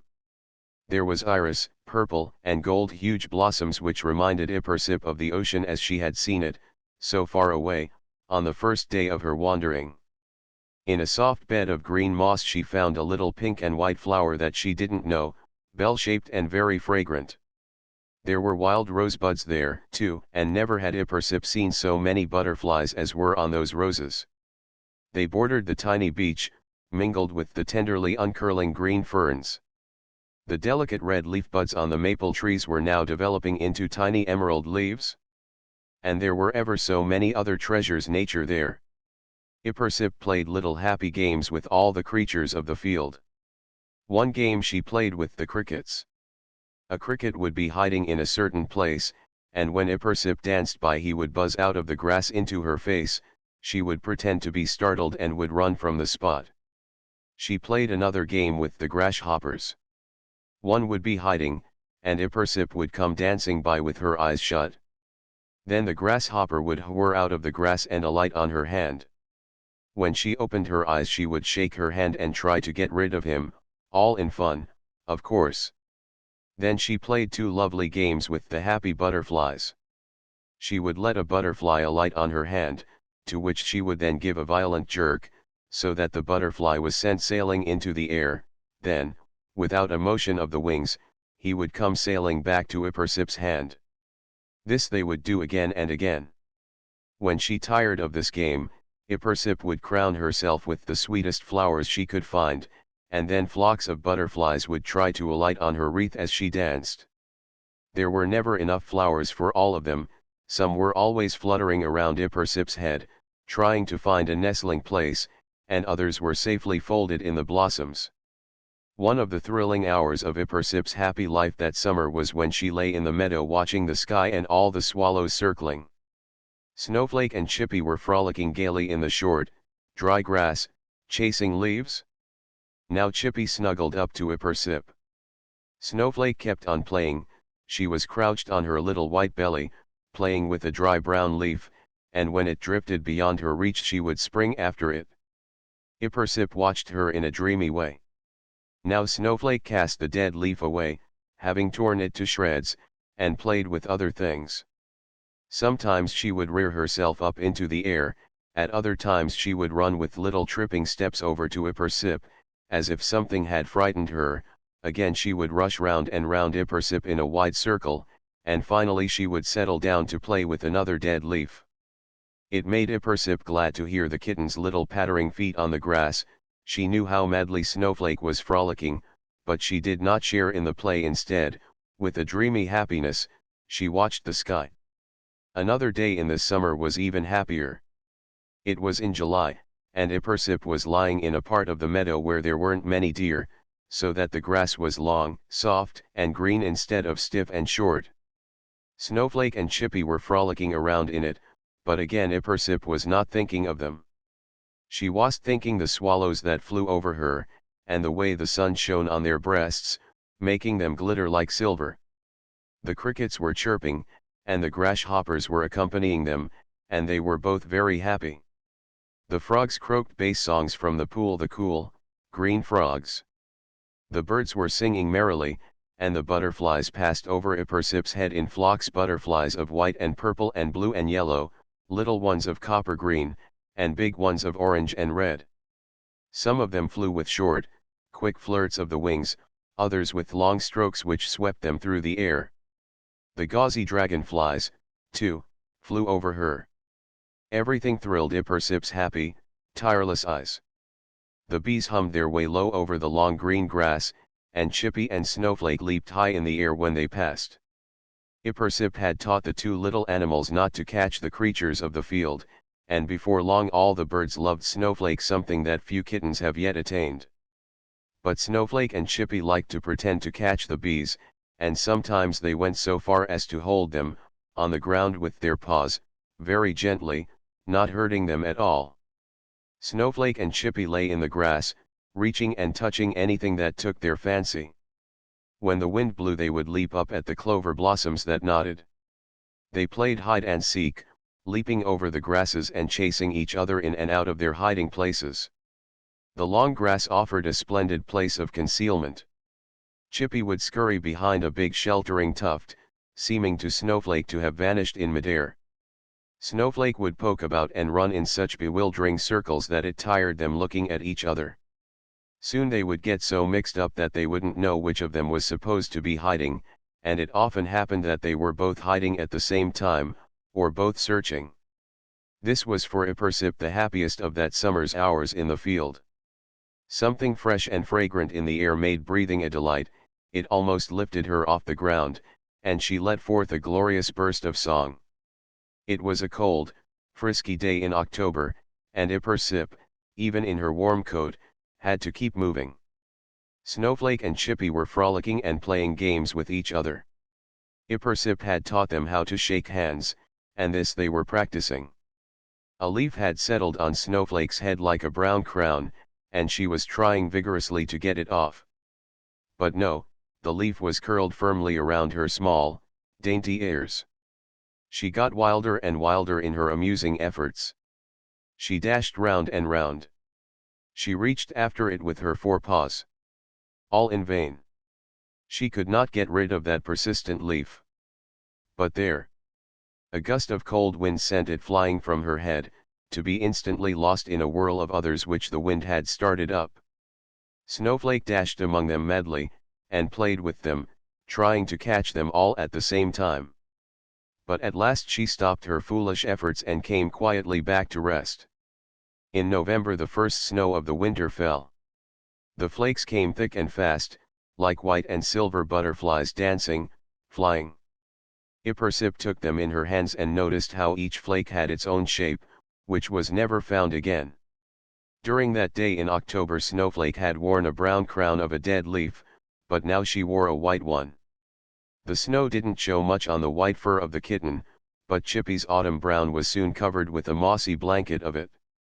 The flakes whirled down thicker and faster than ever, and Chippy tried to jump at them all. The playmates could hide in the snow now, for if they got far enough apart they couldn't see each other. They tried to capture the snowflakes, but they found that this made their paws even wetter. In spite of all this merriment, Ippersip had a tightly sad feeling in her heart. The night before, she had seen the sea, and it had looked so glorious that she felt as if she would like to go to it. She loved the meadow so much that this would be almost impossible for her. Yet she knew that, in spite of her love for the meadow, her longing for the sea would grow, and that one day she must leave her present home. All this made her rather sad. But she tried to be happy, to share the joy of her two little friends, and the joy of having the little fairy things come whirling down upon her. She played all day in the meadow with her friends, and when the evening fell they went back to the burrow and slept in peace till morning. In this way the winter passed. Every evening at sunset Ippersip would go over to the edge of the meadow and gaze long upon the sea, with the brilliant sunset colors reflected in it.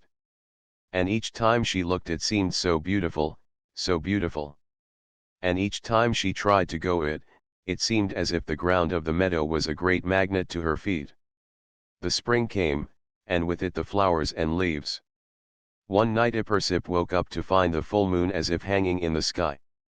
A few faint stars could be seen. She tried to go to sleep, but could not. At last she got up from her bed of moss. The dew lay thick on the grass, which slushed deliciously against her bare feet. All entranced with the beauty of the night, she ran lightly over to the spot where she often had a view of the sea. And she beheld it with the full moon reflected in it, a globe of soft silver, shimmering and quivering in the unstill waters. This time it was too much for Ippersip. She could stand it no longer, her heart gave way. She decided that the next morning she would satisfy her longing. And so, just after dawn, she left her beautiful home in the field and journeyed toward the ocean. She went to the edge of the meadow with a herd of deer daintily tripping after her. She turned and cried, "Goodbye, oh dear, for probably I shall never see you again." She kissed the ground of the meadow, and she wept to think that she was leaving it, but she knew that her love for the sea had become greater than her love for the meadow. And then she went away sadly, yet happy at the prospect of a new and beautiful life by the foaming, churning rocks and the white-capped waves. 2. The sea. Your flashing waves hold out their arms to me. I entangle myself in their silver hair, and ride with them to catch the wind. The sun trails bright jewels in the water, and laughs because I cannot touch them. As Ippersip journeyed on, the meadow grew dimmer in her mind, and the memory of how the sea had looked grew brighter. She couldn't see it now, for she was in a valley, but she knew that she was going in the right direction. The spring breeze was blowing, it was not cold, and the breeze stirred the air gently, so that it wasn't hot. Occasional whiffs from the meadow came to Ippersip with that breeze, but when they had gone about 2 miles this fragrance ceased. That afternoon she came into a great forest where strange, mysterious shadows passed back and forth in a frightening way. She hurried on as fast as she could, but she had to spend a night in it, one alarming, terrible night. The next day she came out, torn and bedraggled with fighting her way through the dense thickets. Several times she had to cross rivers, some of them without a bridge, though luckily none of these was over her depth. Another day had passed. Nightfall found her wearily climbing a very high hill. The reflection of the moon showed her where the ocean was. It seemed hardly any nearer than before. The third morning she descended into a rich and fertile valley. A small brook was winding down it, and where the weeping willows dipped into the current it bubbled and sang. This valley was the broadest that Ippersip had yet gone through. But after a long time she came out of it against a high, precipitous cliff. Up the side of this she climbed, digging her toes into the cracks between the rocks. At last she got to the top, and a long, weary climb it had been. She was now on a grassy hill where bloomed daisies shining like stars, and little buttercups of gold. There were butterflies, too, with brilliant wings, and they hovered and fluttered over the flowers. And lo! There was the ocean, nearer now, with the sun shining on it, and Ippersip could see the surf rolling and foaming. Shrill cries pierced the air, the cries of birds, of seagulls swooping inland in wide circles. And as went on through the waving grass she could smell the delicious salt air of the sea. But, alas, she met with a hindrance. Between her and the coast there was a valley extending for miles, and poor Ippersip would have to clamber down a precipitous cliff, through the valley, and up another cliff. Down she went, rather unwillingly but knowing that she would get there sometime. At last she came to the bottom. It wasn't so bad down there. There was a lovely lakelet at which she refreshed herself with a drink. It was grassy, and there were flowers. But it was stiflingly hot. There was a patch of pine woods here and there, but it was hot even in the shade of the great trees. She stumbled on in the almost blinding heat, clambering up the other great precipice, the wall of the valley. From the top she looked down, and, seeing again that ponderous cliff, she wondered how she could ever have got up it. Then she lay down on the grass, and in a moment was asleep. When she awoke, the strong wind was blowing again. It made her almost fly through the cold, salty air. Before her was the long-sought ocean, with the waves rolling and the gulls swooping, diving, and screaming. She flew, her feet could not stay still. She was tired no longer. She didn't feel the smallest effects of her wearisome journey. Suddenly she heard a sound, the magical sound of the waves as they crashed on the rocks. In they would come, pounding, roaring, breaking upon the shore. The foam and spume would fly back and leap up into the air. Everything sounded strange, stranger than anything Ipersip had ever heard. No words can describe what she imagined. She never had had such a lot of emotions in her head at the same time. She tried to describe them to herself, but soon gave it up as useless. She thought, here I am, I see it, you don't need to tell me about it. And then she realized that she was alone, knowing in her own mind what it was like, yet unable to stop wishing that she could describe the hollow, ringing sound. Was she becoming homesick? No. It was sheer delight. For a moment she paused. Then she bounded through the yellow sand, and, ever going faster and faster, she came to the edge of her sea. Her longing had been fulfilled. This beach was almost overhung at one end by a great shelf of rock. The sand was glistening with shells of all colors and bordered with seaweeds washed up. Tiny sandpipers' tracks ran all over it. Ipersip stayed there a long time, gazing into the waves, gazing at everything. The rock ledge at one end of the beach had been catching her eye for some time. She watched how fearlessly the gulls plunge on quivering wings, down, down, then rose again, covered with silvery drops, to fly here and there. Then she would look back at the little precipice. She thought, I cannot fly. They do it from the air, but I cannot. I can do it from the precipice.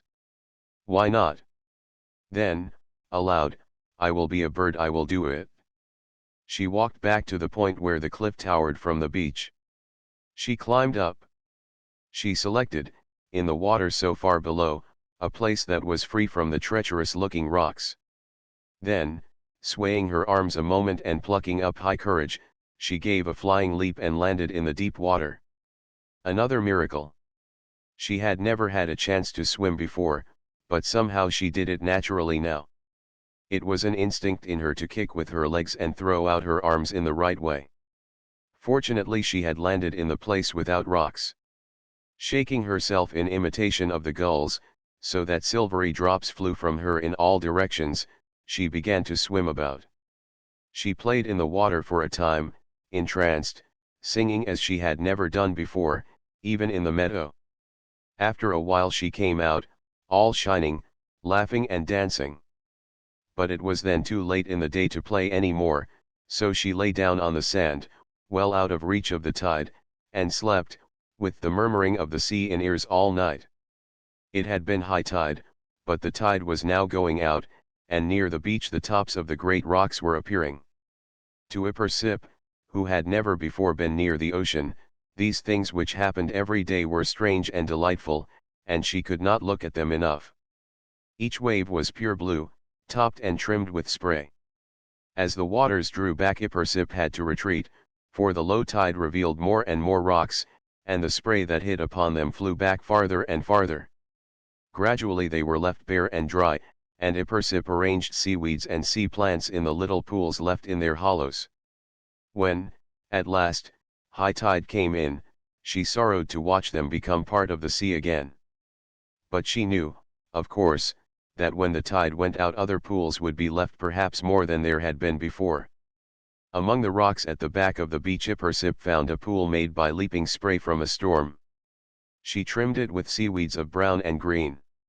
She took some of the dried low-tide snails from the rocks around it and cast them into the sea. With her hands she caught some sluggish yet pretty little fishes and put them into her pool. As she was doing this she noticed how the tide was coming in. She had been so intent upon her task that she hadn't seen it. It was now almost up to her. She stopped what she was doing and watched it anxiously, afraid that it was going to reach her pool. But, to her great joy, it didn't. The waves lapped as if they wanted it very much, but they couldn't quite touch it, and Ippersip, worried no longer, continued her happy playing. In this way the days passed, with something new all the time. But she did not forget her little pool. She tended it, putting in fresh plants and rocks, and replacing a fish if it died. She slept in a crevice in the rocks at the end of the beach. There was a tunnel under the rocks that the water had cut. If she crept to the farther end, no tide could reach her. There was a spring in the pasture in back of the beach, about 100 yards away, and there Ippersip got her supply of fresh water. It made a merry brooklet which ran bubbling down a small hill and into the sea. When it was stormy she had a habit of merely snuggling under the rocks as far as she could go, to watch the glistening whitecaps and listen to the crashing surf. But before she had seen many storms she stayed out when they weren't too severe, and sometimes played about in the waves, and she liked to be ducked. In her explorations along the shore one day Ippersip found a great raft, made from interlacing twigs and plastered over with clay and pitch. Here and there great water-soaked ropes bound it firmly. It had been washed up on the shore, and from a long period in the sea, had become terribly slimy and waterlogged. Ippersip hauled it to the water to see if it would hold her weight, but it sank immediately. So she let it dry off in the sun for a long time, and at last, when it had become quite dry, she tried again. This time it held her. It started drifting off to sea with her on it, but she quickly slipped off and took it to shore again. A few days afterward Ippersip found a board, about 3 feet long and broad enough to serve perfectly as a paddle.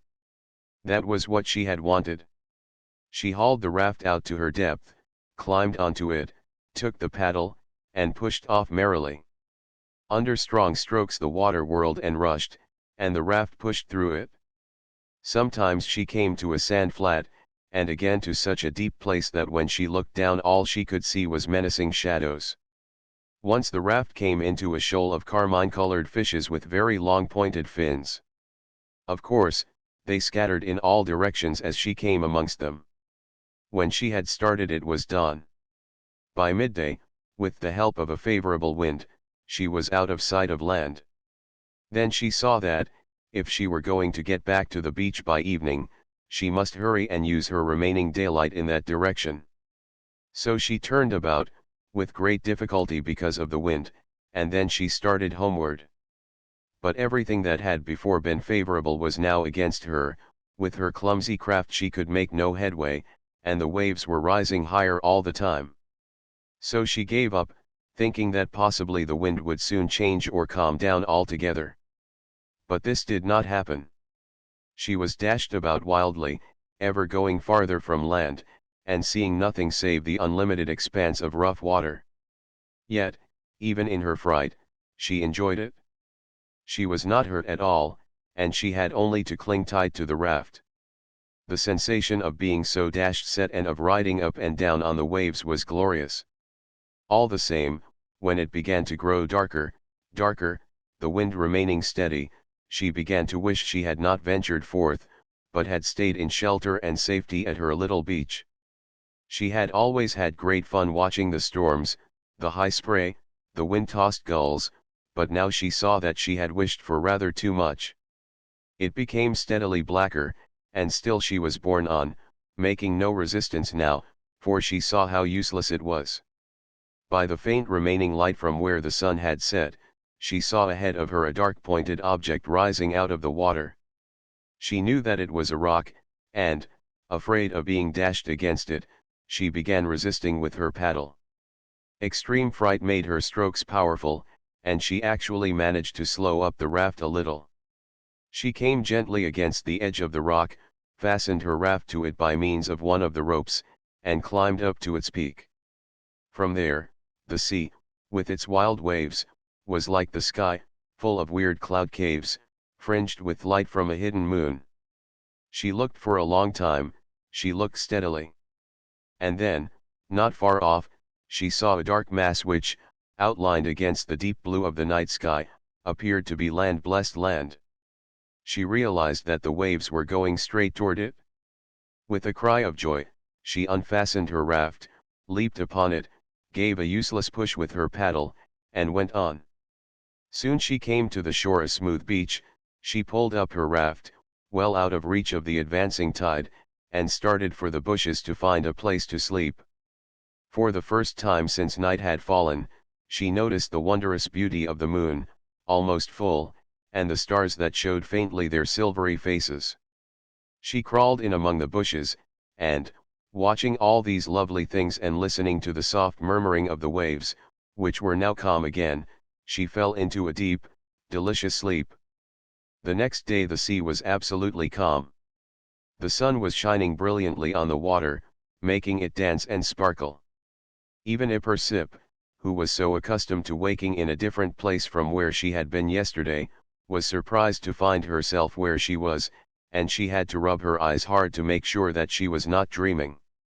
Then the whole adventure came back to her: the raft, the windy night, the raging sea, and the happy landing on this shore. There was her raft, lying on the beach just where she had left it. She got up and started to explore along the beach, but suddenly she stopped short in her tracks, for there, covered with climbing vines and bordered with bright little flowers, was a cottage, a little cottage in the midst of its forest of green leaves and bushes. Beautiful thought it was. For a moment tears came to Ipersip's eyes. Exactly so had her own cottage looked. Through all these years she had remembered it just how it was in every detail. But this recollection soon passed away. In the dismay of realizing that she had come to an inhabited place, it was all so beautiful she had wanted to stay and explore, and her hopes were crushed. She stood stock still for a long time, looking at the cottage. Nothing stirred within, everything was quiet, oh, so quiet. Stealthily as a mouse Ipersip crept toward it, opened the door, and went in. A house, a detested house, one of those houses that she had run away from. Everything came back to her: those foolish coverings on the floors which they called carpets, at the windows those useless decorations called curtains. To think of it! When there was a carpet so much lovelier of green grass or of white sand, and no windows to be curtained. It was a delightful little room, all the same, with a brownish woolly carpet, a small fireplace, and little blue curtains of a delicate material. It was quite deserted, so she decided not to let it bother her. A small back door opened into the lovely woods at the back of the house. Quickly Ipersip made her way out into the open, and everything looked twice as lovely as before. How light it was, with all the world a window, instead of those silly little peepholes fringed about. How much more glowing everything was. Oh, nothing in a house could compare with the world of light that Ipersip lived in. Out here, the sunbeams made shadows wherever they struck, the birds twittered, the ripples lapped the shore caressingly. Otherwise all was still. But she was not thinking of the sea. She had decided to explore the woodland, for she felt, in a way, that it was her home. Following a little winding path, she came through a grove of white pines carpeted with needles and dotted with gnome-like toadstools of red and yellow, looking very bright and mysterious in that shady place. They were, to Ipersip, like the traces of some elfin revel, perhaps thrones of precious mineral. There were great boulders, too, covered with grey-green lichens, some bearing aloft tiny cup-like blossoms of pearly grey, the cups from which the feasters had drunk their flower wine. Seeing a lighter place ahead, she knew that she was coming out of the pine grove. A flood of pale green radiance greeted her, as she stepped out of the dimness of the woods into a meadow. White and yellow butterflies were fluttering over it in great flocks, with wings shining. Ipersip could hear birds chirping and singing. She passed on through the meadow and came again into woodlands, so thick now that hardly a sunbeam could penetrate the dense canopy of leaves. After a while she emerged into a clearing. In the middle of it there was a pool, almost entirely surrounded with dark green moss, very soft, overhung by a boulder. It, too, had a covering of moss. A tiny stream flowed silently and mysteriously into the pool, which was so dark that Ipersip could just see its floor of dark sand. On the bottom grew strange star-leaved plants, and small fishes were nibbling them. It was all very strange and magical, it was so silent. Ipersip stayed looking at this pool for a long time, and then she decided to follow the little brook which was trickling into it and see where it came from. She followed it through deep woodland for about 3 miles. All this way it was sluggish. Then the land changed abruptly, and Ipersip realized that she was climbing a steep and rugged hill. She went up and up on a rough path. It was very hard climbing, and she was becoming tired. At last she got to the top, and her happy eye looked back upon the way she had come.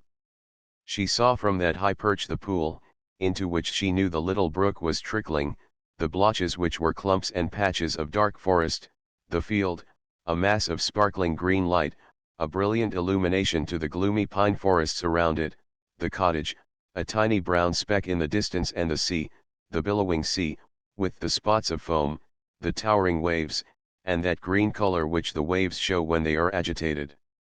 She could even see the gulls, no bigger than flies to her, swooping about, but she was too far away to hear their shrill, excited screams. Long and steadily she looked. And then the strangest thought Ipersip had ever experienced came to her happy mind. Forgetfulness, she whispered to herself. Oh, I loved it so, and then, when it happened that I came to the woodlands again, why I forgot it. I must go back instantly. But I am so tired. Each wave seemed to bring a pain to Ipersip's heart, as she watched the sea, like emerald, stretching away until it seemed to meet the blue sky. Suddenly she sprang to her feet and started down like a wild deer. Tearing through the woodlands, through the dense thickets and the brambles, she came out at last by the pool. But she had no eye for all its beauties, she had no mind but for the sea. She rested a second, then she was on her feet again, plunging, rearing, fighting her way through the woods. She came again, in the depths of exhaustion, into that pool of light, the meadow. Unable to move, she sank down in the delicious soft grass and watched the butterflies, like winged jewels, swooping above. Then she fell into a deep, heavy slumber. She was awakened by shrill cries which pierced the air. Looking up, she saw a flock of gulls with their long, narrow wings, the color of foam, winging their way toward the sea. Then she remembered that she, too, was supposed to be winging her way toward the sea, and she cried, "Oh happy birds, I would I were among you, to go with such flashing speed." It seemed to her that the sea was in her care, and that she, through foolish forgetfulness, had wandered off from her guarding, leaving it to the mercy of the beasts. Of course, if she had thought a moment she would have seen how out of proportion this was, but she could do nothing but blame herself, and fancy a terrible monster who would come and drink it all up in her absence. And she began fighting and struggling against her tiredness, until, with one desperate effort, she managed to start running again. Then there was no stopping. Her old strength seemed to come back, the strength which she had had before starting her woodland explorations, the result, as she thought now, of a foolish desire. Once she had started running again, her feet winged with a great longing, she sped along the ground. Soon she passed the cottage, and then there was her sea again, just as she had left it, with the waves beating the sandy shore. The gulls were screaming and diving, everything was excited and trembling. With a cry of ecstasy, Ipersip sprang into the waves. Many happy days Ipersip spent here, living in the vicinity of the hated little cottage. Since she had come from the sea she had worn a mermaid dress of seaweeds, fastened at the neck by a white shell with a hole through it. Her favorite play was with the waves. She could swim now, even underwater, with a speed that surprised herself, and she dived gracefully from all the rocks that she came upon. But it was watching the sea that fascinated her more than anything else. She would sit for hours at a time on the rocks and listen to the waves bellowing beneath her. Sometimes, when they were very high, she would go down on the low rocks and shout with delight when the white spray rushed along and whirled itself up into her face. The waves would wash her over and play with her in their salty hands, and they seemed rough and wild. Something always guided her away from the treacherous rocks which they headed for. But she was born to wander, and it was not long before she was off on her explorations again. One sparkling day when the sun danced and glimmered on the little ripples, Ippersip started to explore the shoreline. Every sun sparkle made her feel happier and happier, and every breath of salty air lighter, until at last she thought she must rise up into the air on strong wings. After exploring quite a while and finding nothing unusual, she sat down on a rock. Her auburn curls goldened in the sunlight, and her brown eyes sparkled. After she had rested a while, watching the swooping seagulls, she decided to collect shells. She went along the beach some way, picking up shells and pebbles. But soon she tired of this and, feeling very hot, flung herself into the sea and played a while in the shallow water. Soon she thought that she would like to take a long swim, and she started out rapidly. The waves came in higher and brought with them great flocks of gulls sweeping around in wide graceful circles and uttering strange wild cries. Ippersip went on a long way until she saw a great rock ahead, draped with seaweeds of a dark green which were floating up and down with the motion of the waves. There were many crabs and snails caught in them. She was borne forward to the rock in a mighty wave, and, clinging to it hard, she waited until the wave drew back before climbing up. After she had rested some time she noticed a shoal of shining little fishes down in the water. Some were gold, some silver, and some had bands of dark blue. They all had ruby eyes. She watched them for a long time, lying on her stomach on the rock. She observed how they nosed down and fed on the oozy sea plants on the bottom, which were covered with silver oxygen bubbles. Also she could see, way down there, lovely bright corals of all colors. The water was rather muddy, but there was a current coming in underneath, and before long it was perfectly clear. The rock was tremendous, spreading out beneath the surface and going down, down, all covered with slime and seaweeds. Ippersip was fascinated watching those little fishes, she cared for nothing else. How long might she have watched them if the tide had not been rising and rising? Now it was touching her dress when a ripple larger than the others came in. And now a flash of lightning down there in the shadows. Ippersip could not realize what had happened. Then she thought, a great brownish-green fish had shot into the middle of the shoal, seized one of them, and carried it off. It was so quick that Ippersip could not think, until some time after it was all over, what had really happened. She swam to the shore, but, to her surprise, it was quite a different shore from where she had started. She wondered where she was. She landed on a beach of white sand, so fine that it was impossible to hold. It was covered with shells of all colors. These interested her for a long time, and she piled up the whole beach with heaps of them that she had collected, and had a beautiful time playing with herself until she saw some footprints. Footprints. They came down on the beach and apparently into the water, then out again, and disappeared in the woods on a narrow path which Ippersip had not noticed before. But she was not interested in where they went to or where they came from. Her only thought was to get away. It was then too late to go out in the sea again, that is, far from shore. The sun was about to set. She would spend the night there, and then she would wander again. So she lay down and went to sleep. The next morning when she woke up she was not alone. A little golden-haired boy with sky-blue eyes was looking at her. They looked at each other for a long time. "Who are you?" he ventured at last. Here was a puzzler. "Ippersip Eileen," she answered. "I mean," she added doubtfully, "I was." "Who are you now, then?" "I don't know exactly." Why don't you? I haven't any name now. I'm just somebody. Have you any name? Yes, Toby Carenda. Do you live here in the woods? Yes. In a house.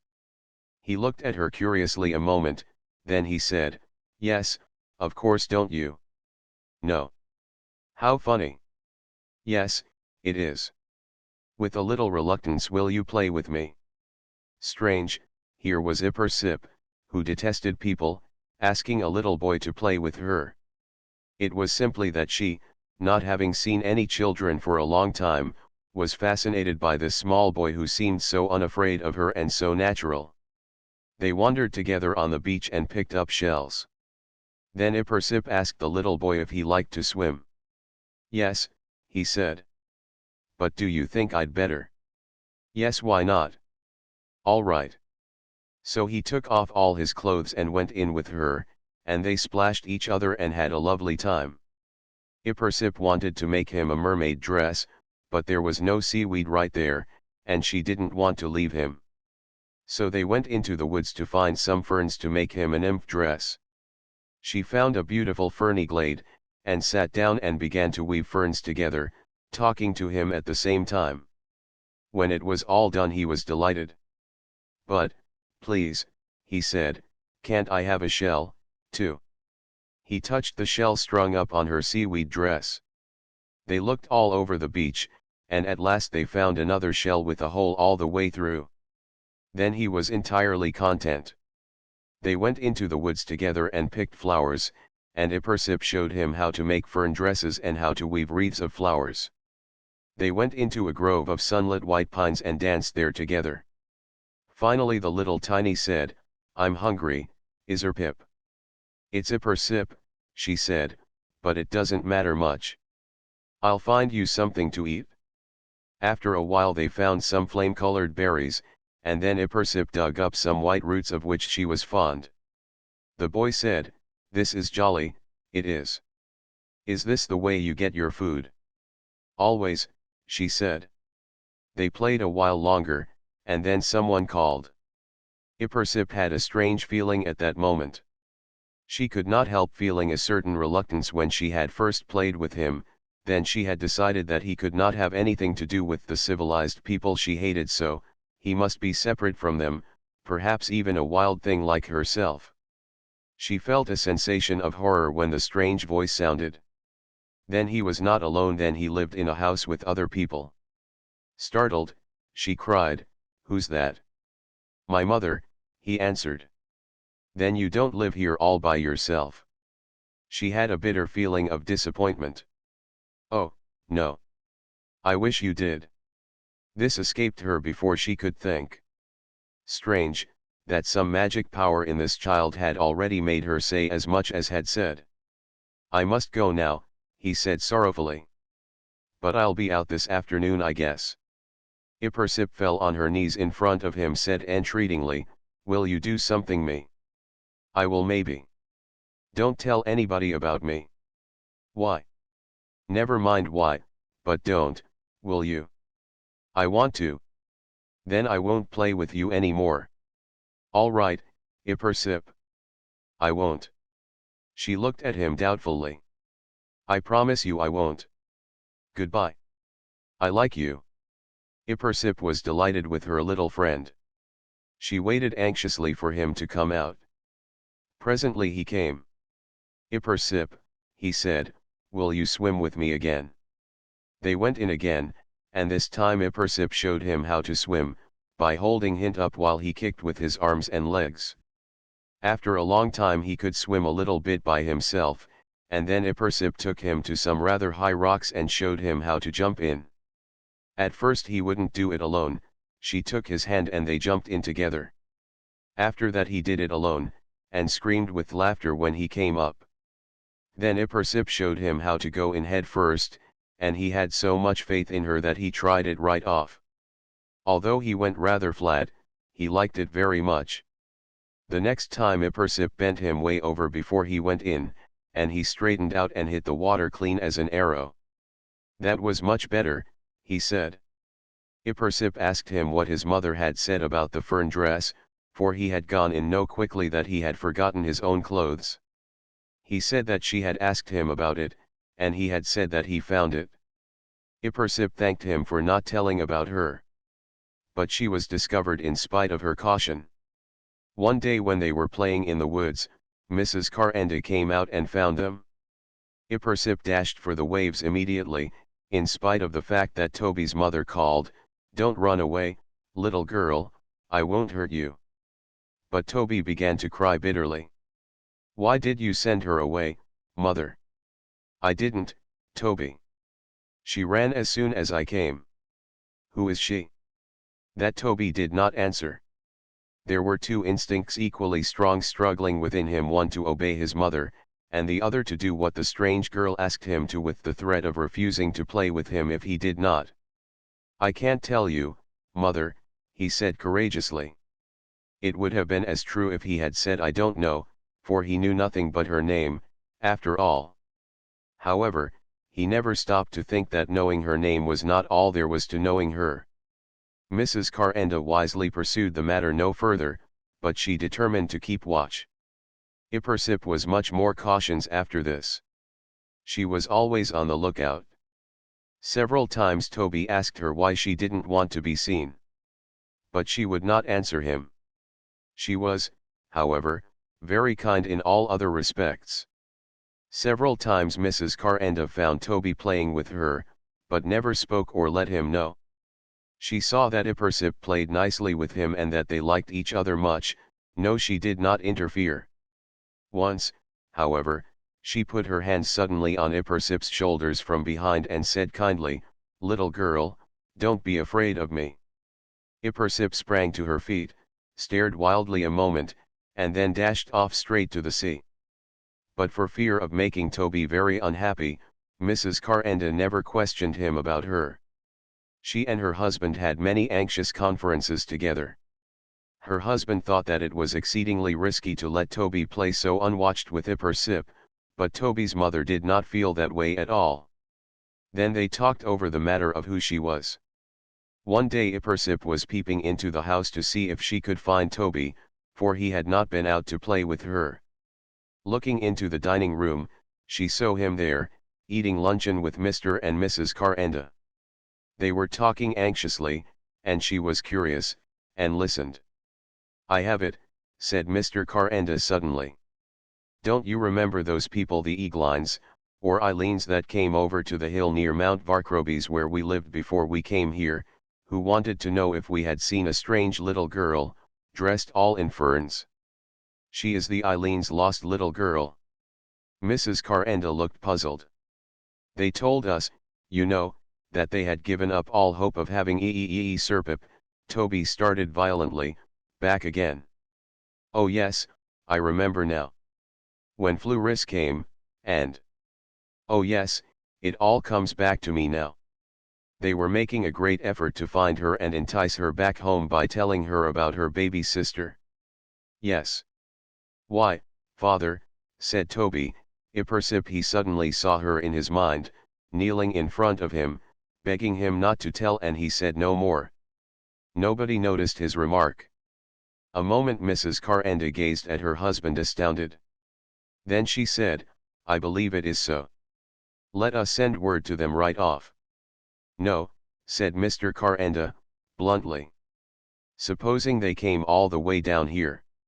Supposing the plan failed? Mrs. Eileen would only be unhappier than ever.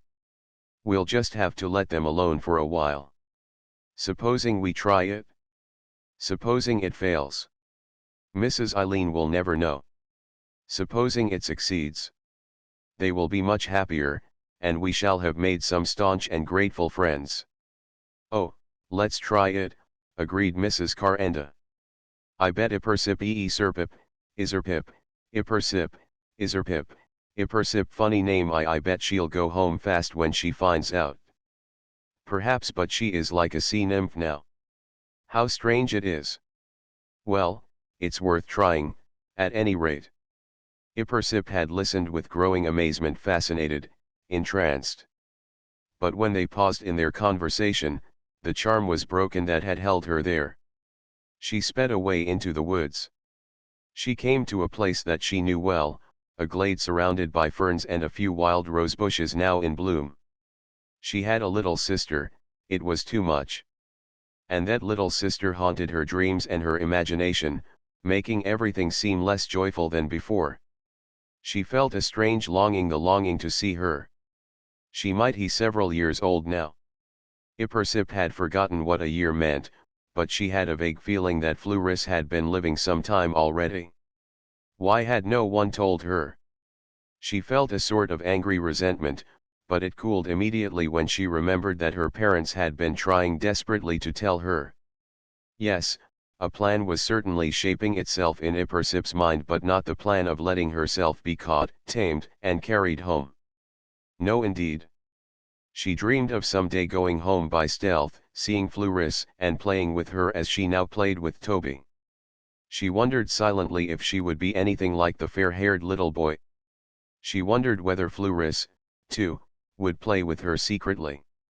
If Fluris were like Toby, how wonderful it would be. But the problem of getting back home to see her did not appear so serious to her now while she had Toby to play with.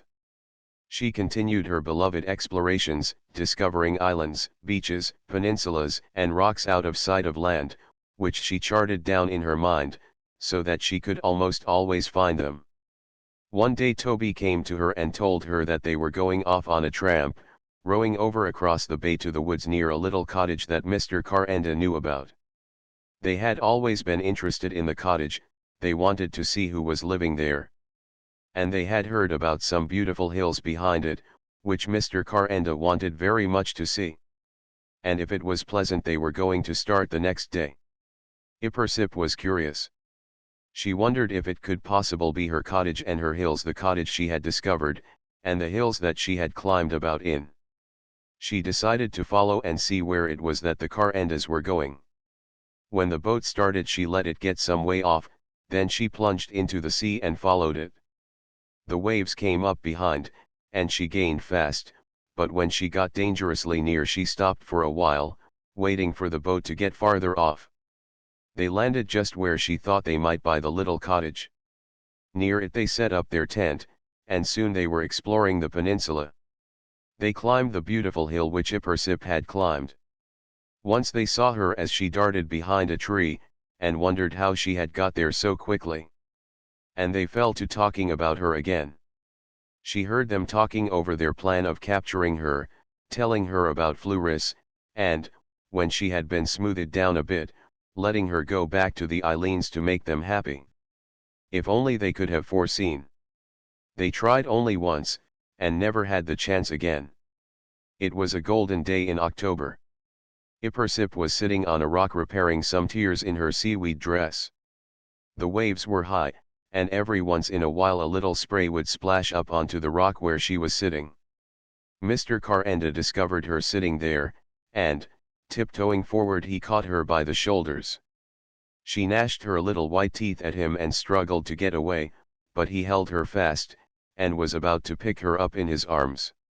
She shouted, "Oh waves, help me!"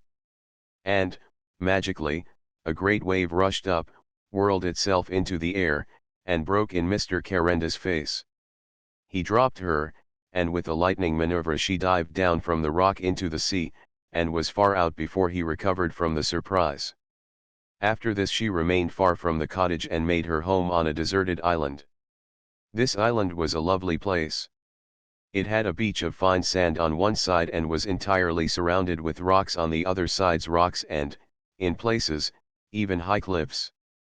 There was a grove of yellow pines there, where Ippersip danced when she wished to turn nymph again. There was a spring of fresh water on a small hill behind the grove. The hill was still covered with blueberries and raspberries, also there was a multitude of the plants with the sweet white roots that Ippersip was so fond of.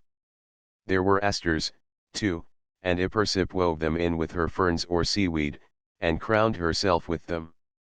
Very happy to find not a single house on the island, she lived there for a long time, glad also to be able to have both the sea and the woods, to which she still instinctively returned occasionally. The period through which she stayed on this uninhabited island was one of the happiest stretches of her life by the sea.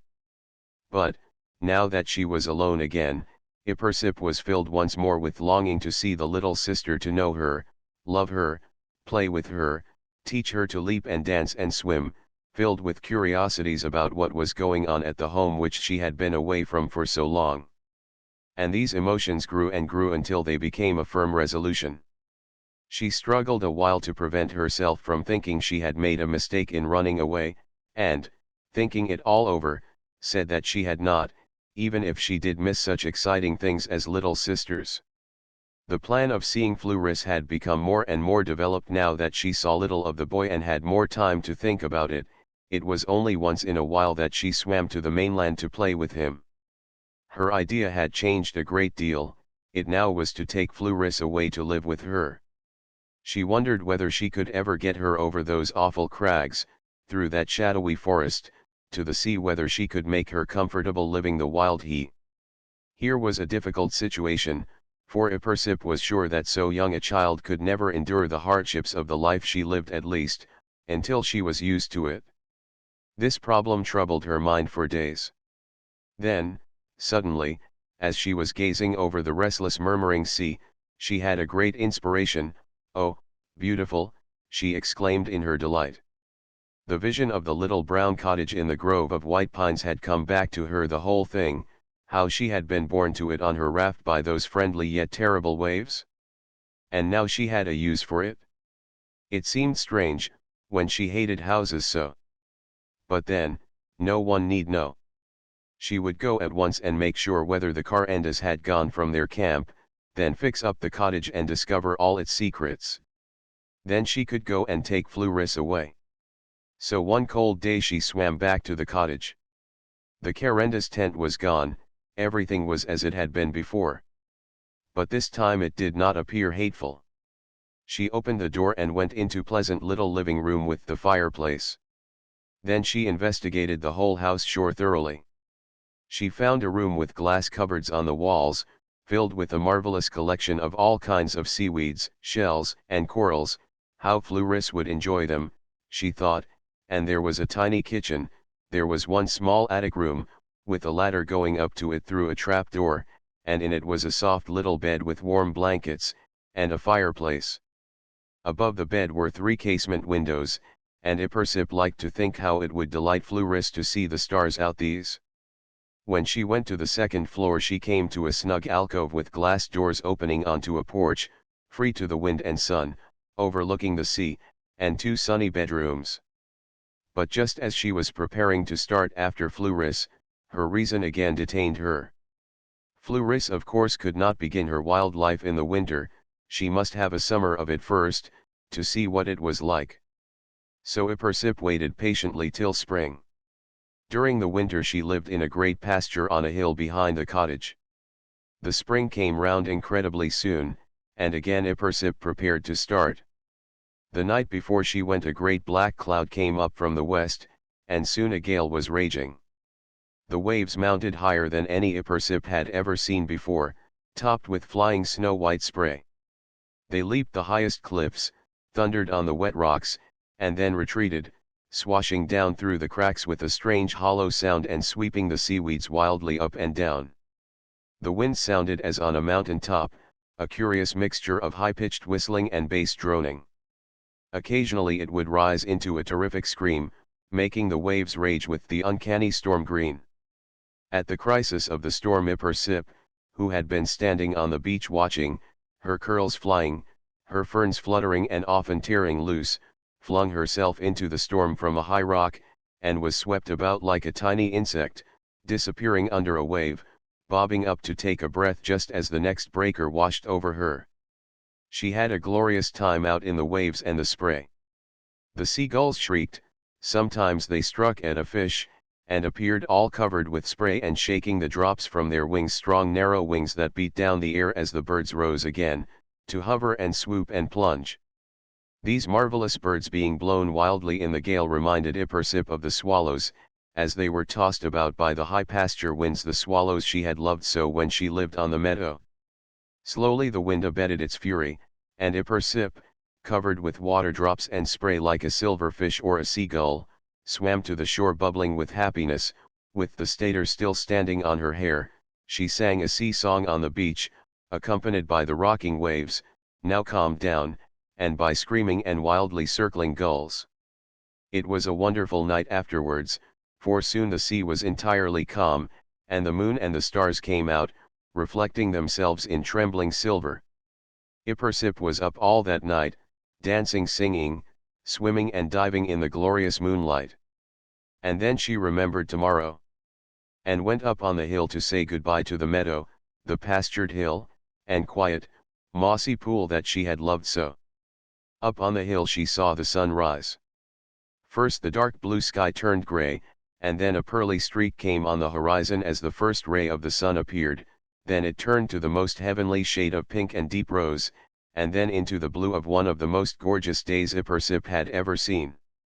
She gazed and gazed at the dawn until it grew pale and buttercup yellow, and finally turned to blue. The sun made a mass of gold sun sparkles on the sea, and they blended together from the high hill and formed a solid splotch of gold, separating at the edges into individual sparkles. It was a windy day, but the wind was warm, and at first the sea was only rippling gently and smiling. Then Ipersip remembered her little sister Fluris, and she wished her already there to share that beautiful, beautiful day. And off at one end of the beach she found, to her delight, a little green boat with 2 oars, which had been washed in by the storm.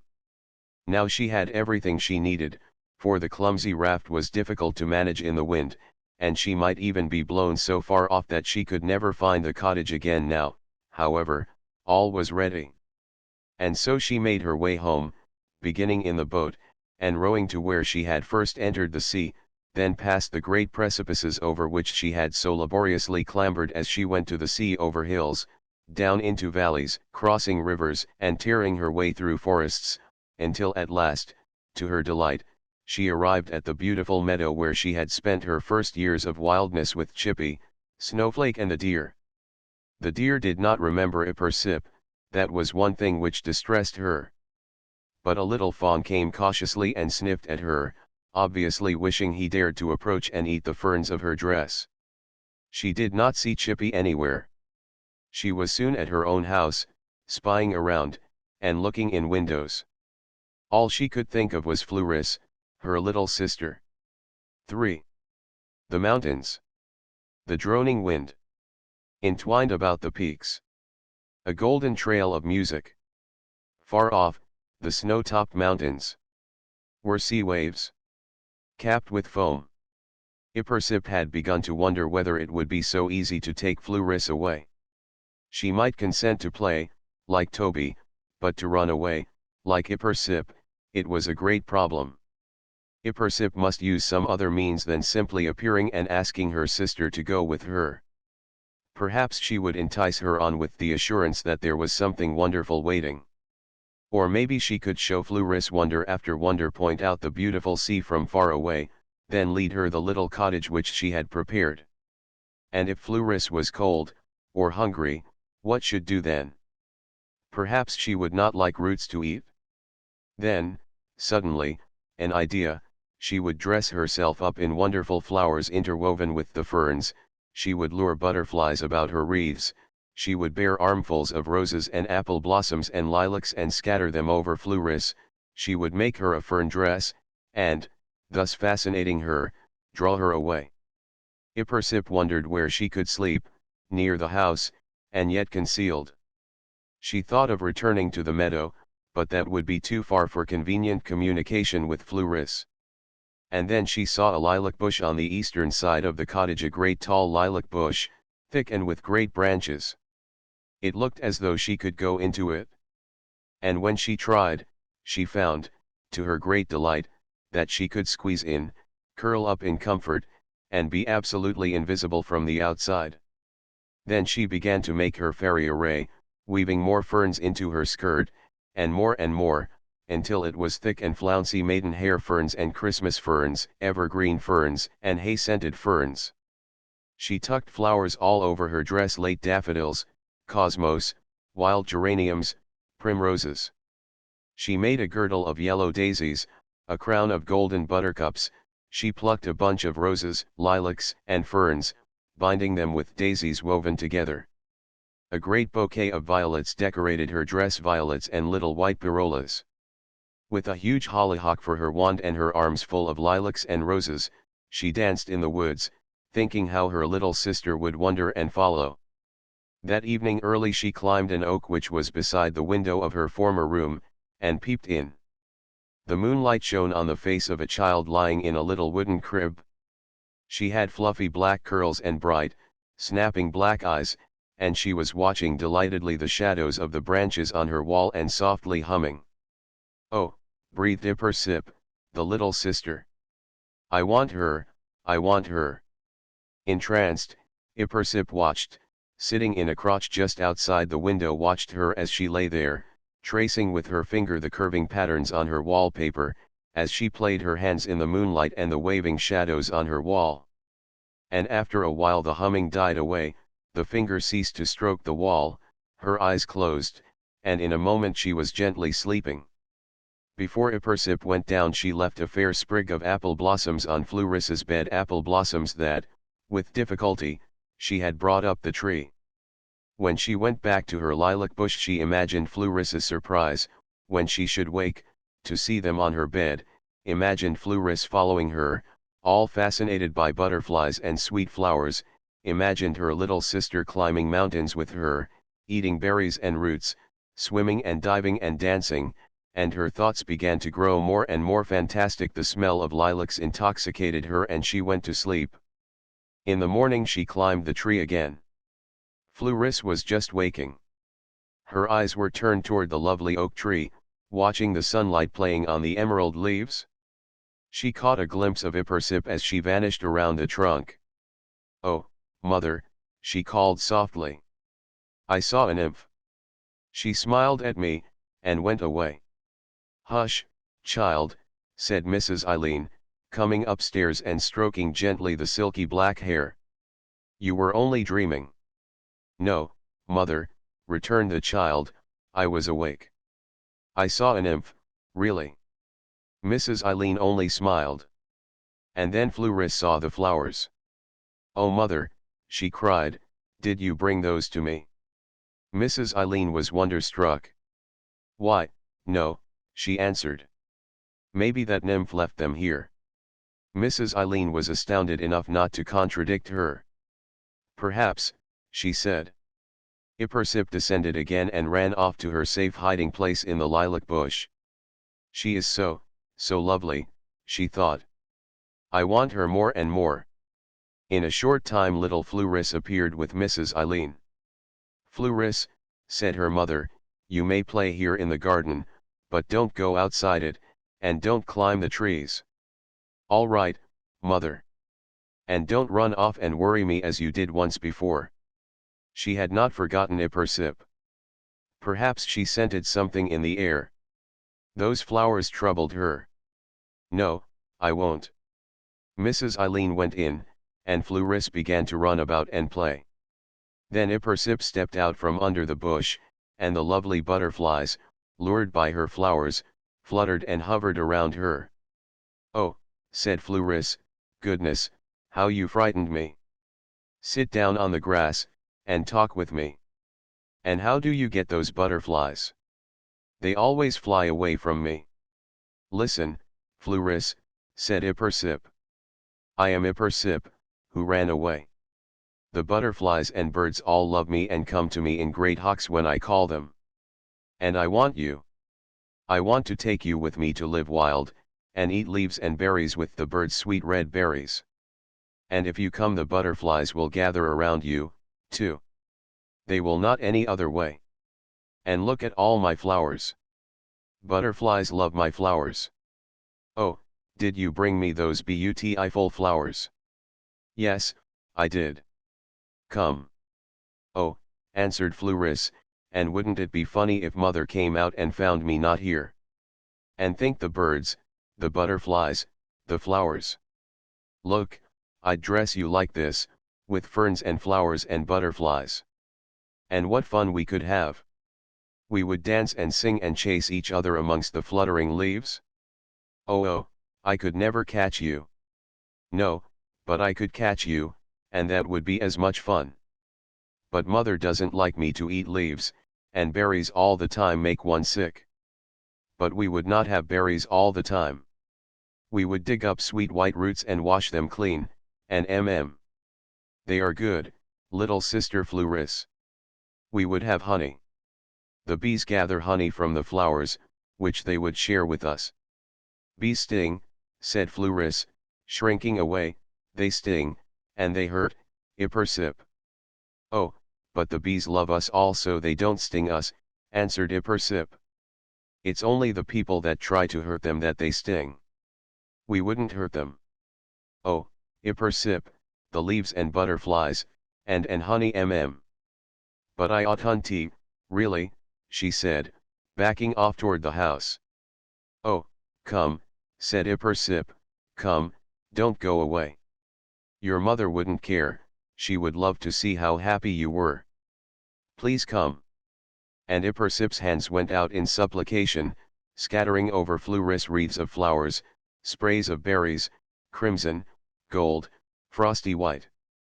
Oh how beautiful, exclaimed the little girl. But when she looked up, Ippersip had vanished.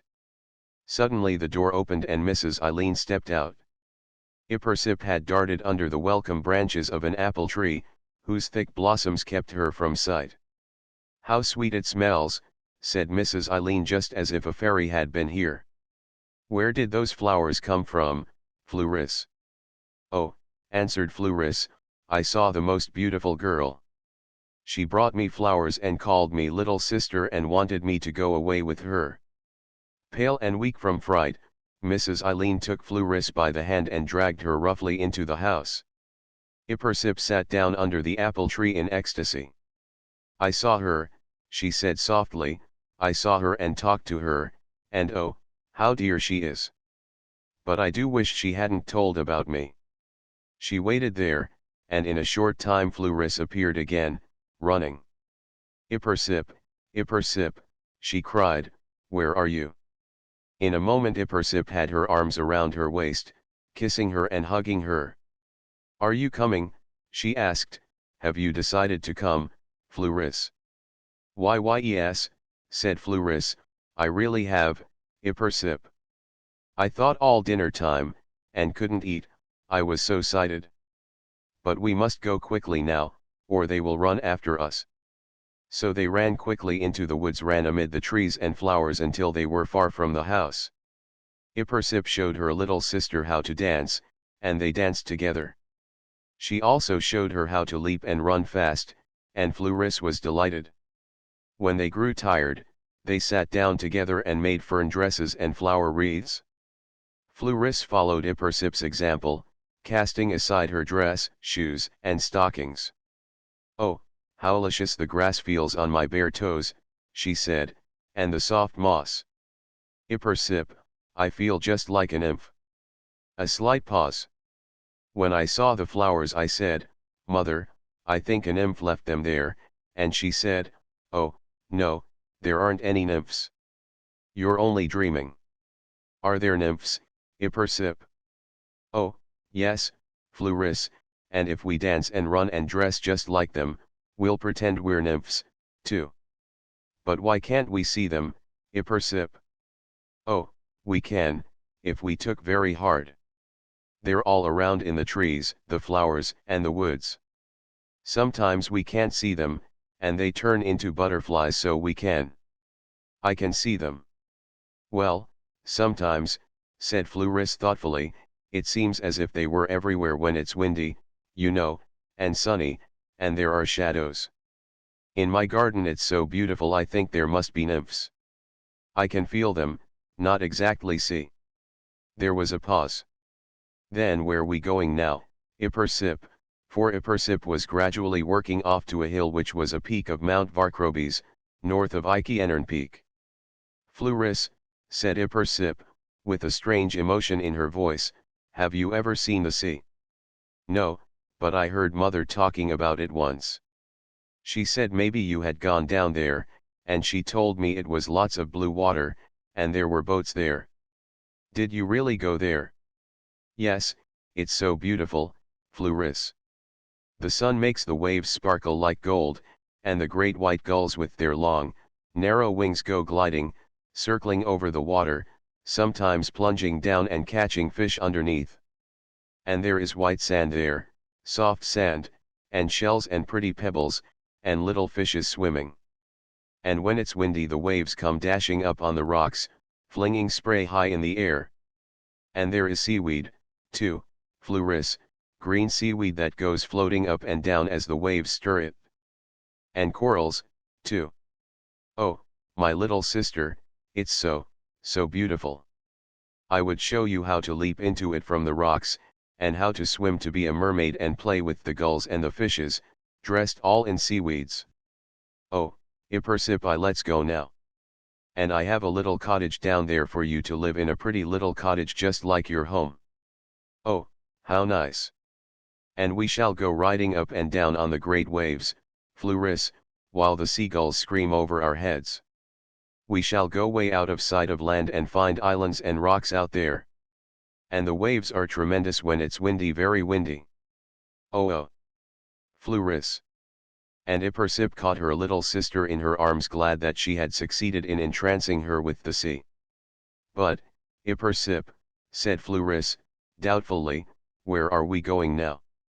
I thought, Fluoris, that we'd go to that great hill over there, do you see? Yes. Go over there so that you can see from way of how beautiful it is. Oh yes, I'm crazy to see it. Ippersip saw that this hill was wooded on one side, but on the far side it was like a pasture side, she could see sunlight glinting on it. On they went, often stopping to pick flowers, to dig up roots, or to refresh themselves at some little tinkling brook or mossy spring. Once as they were pushing through a fence of low beech branches they came to a spring all surrounded with green moss, so soft. There were ferns nodding beside it, and one or two strange pink orchids gazed at themselves admiringly in its surface. At the bottom were white stones. A cool, green frog plopped into it as they arrived. And Fluoris was fascinated. She sat there for a long time, watching him reappear for air, then bobbed down again when he saw that they were still watching him. Again they came into a great meadow dotted with flowers. Butterflies with soft wings stroked Ippersip's cheeks caressingly. Fluoris danced through the flowers, looking, as Ippersip thought, like a little butterfly herself. The sky was a heavenly deep blue, a rich deep blue, yet filled and sparkling with all the gold of the sun and all the cold of snow. She could see for miles into it, as if it had suddenly come nearer than usual. She reached up and could almost see her fingers touching it. What a strange sensation! But Fluoris had a stranger one. As Ippersip danced along, it seemed as though her feet barely touched the ground. The flowers and grasses swayed gently beneath her, but they were not crushed. And Fluoris felt a bit of dread coming into her mind, dread of living and staying with this strange sister. What if she should grow tired of Fluoris and run off? Suppose she should change into a tree, a leaf, a sprite? But Fluoris fought with this feeling because she wanted to live by the ocean, and to do the things that Ippersip had promised. After a while they came to the foot of the great hill. They slept down there, near a tiny lakelet, in the soft grass and among the flowers, with the tinkle of a little brook in their ears all night. The next morning they climbed the hill together, and it was very steep and rocky. Fluoris had to be helped often, and grew tired before she reached the top. But Ippersip lured her on by the promise of seeing the ocean, and they struggled painfully up. The sea stretched away to the horizon, blue and sparkling as it met the sky. Fluoris was spellbound. Ippersip, is that the sea? She asked. Yes, Fluoris, the sea, the sea. Off to the north was a range of high blue-green hills, and off beyond them higher ones, and higher billowing mountains, and beyond them was a range of snowy peaks, rising, sharply outlined, into the blue. The lakelet where they had slept was like an opal set with dark green pines. But those mountains! Never before had Ippersip seen anything like them. The sea was not nearly so beautiful. And again she felt that longing which she had felt when she saw the sea, but a more passionate longing. And Fluris? How could she climb those great peaks, she, who had had great difficulty even with the little hill? Well, Fluris could grow more used to such things, and then they would go together. But Fluris barefoot, dressed in ferns on those snowy summits. No, it would be impossible for years and years. She would have to wait or else go alone. But the hill had other things than just the view.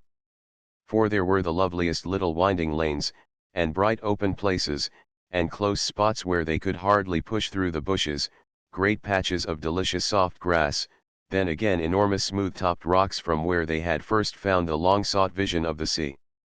Such feasts as nature laid before them. There were great beds of the most delicious wild strawberries, and nobody to share them with but the birds. And they and the birds gobbled them, and it seemed as if the more they ate the more there were to eat, they ripened all the time. And in this marvelous place there were such contrasts. They could have anything they wanted there. There were places where the sun always struck brilliantly, and cool, shady ones for the hot days, places where not much sun ever came. There was the loveliest of soft grass, and then again nothing but brambles and heaps of pointed rocks.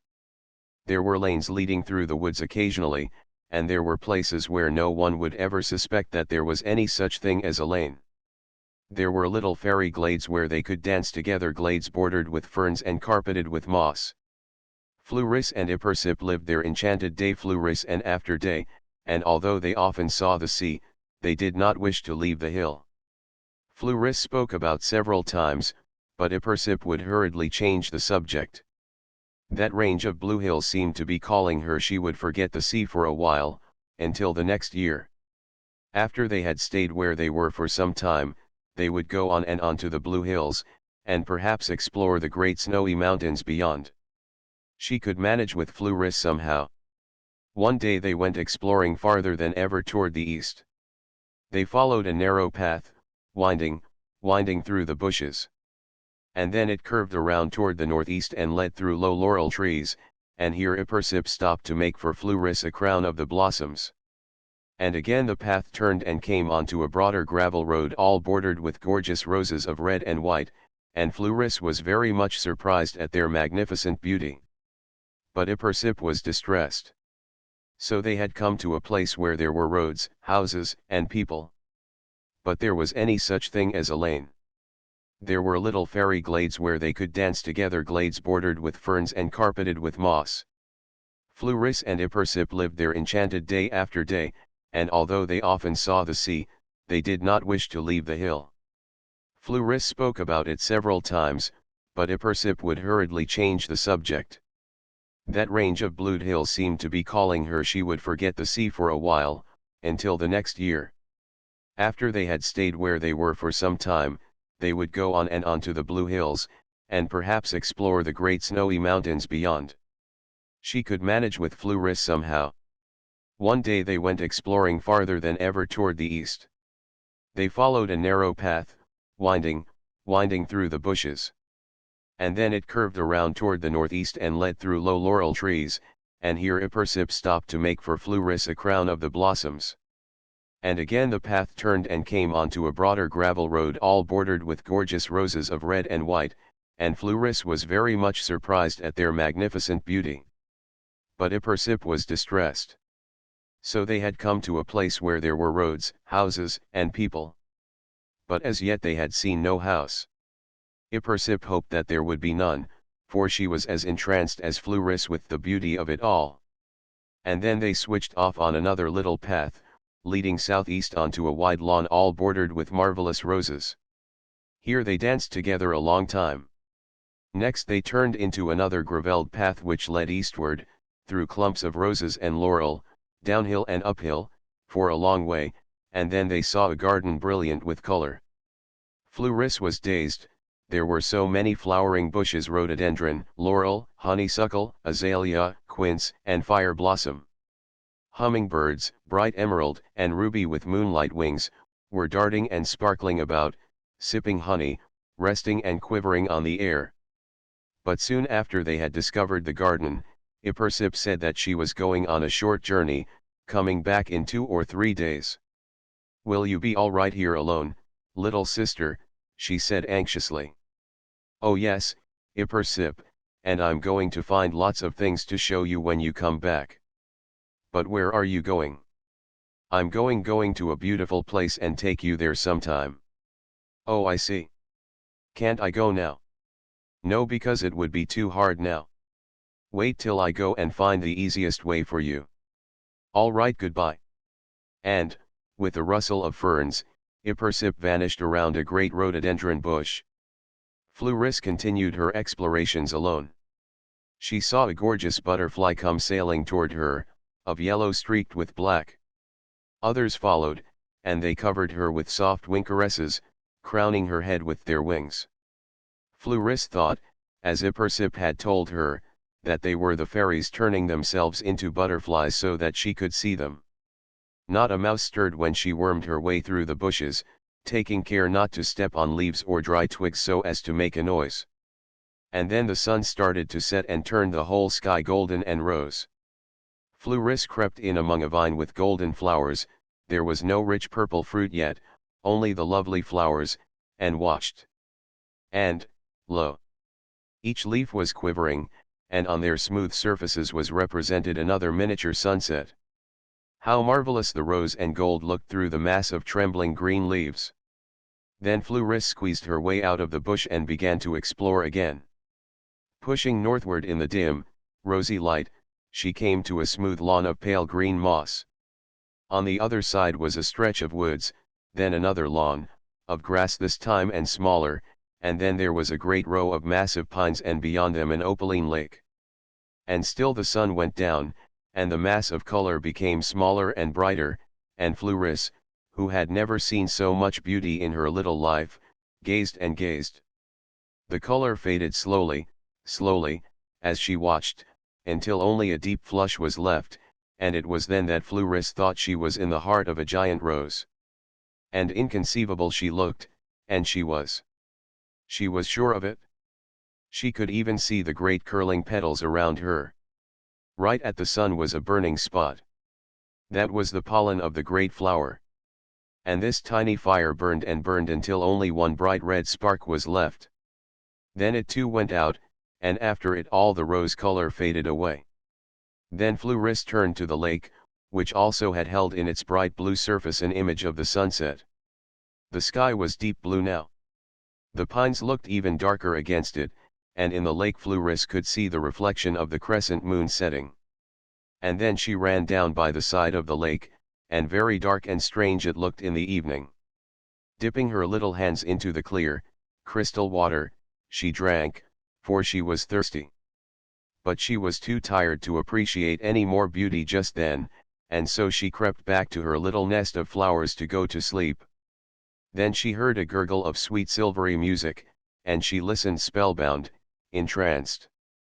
But it was no wicked witch, seeking to entice her by spells, it was the solitary wood thrush, that superb singer of the dusk. And then Fluris dropped off to sleep. The next morning dawned fair, and she rose bewitched with what she had been through.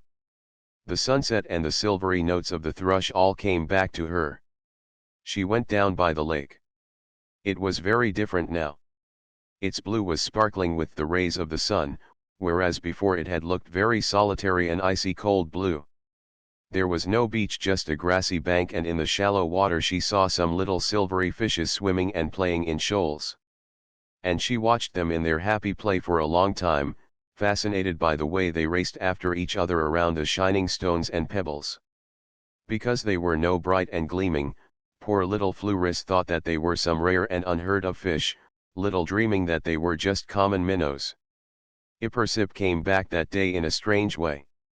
Fluris was looking down on the meadowy side of the hill, where the long green grass waved in the wind and butterflies were fluttering. And as she looked, suddenly there was Ippersip standing in front of her. She had come from nowhere, she was just there without coming at all. Fluris was appalled. She remembered that strange dancing was her sister about to melt into the air. Fluris stood stock still. Finally she raised her head and said, at first faintly, but with growing enthusiasm, "Oh, Ippersip, last night there was a great rose, and I was inside it and I found a beautiful lake with fishes in it, oh, wonderful fishes of silver, and the beautiful birdie sang me to sleep in the flowers. And then, her voice sounding strangely timid, oh Ipersip, I want mother to see it so beautiful. I love it here, but I know mother would like to see it, too. And I guess I can't get along without her. I guess I can't, Ipersip. Ipersip was broken-hearted. But, Fluris, she said, and Fluris shuddered a very little as Ipersip took her hand. Fluris, if your mother came, she would take you back home, and you would not be here any more. If she would come to see it, all right, but she would not, and so you would not see it either. Come on, show me the lake you found. Fluris was happy in a flash. Laughing and dancing, she took her sister down to the lake and showed her the wondrous fishes.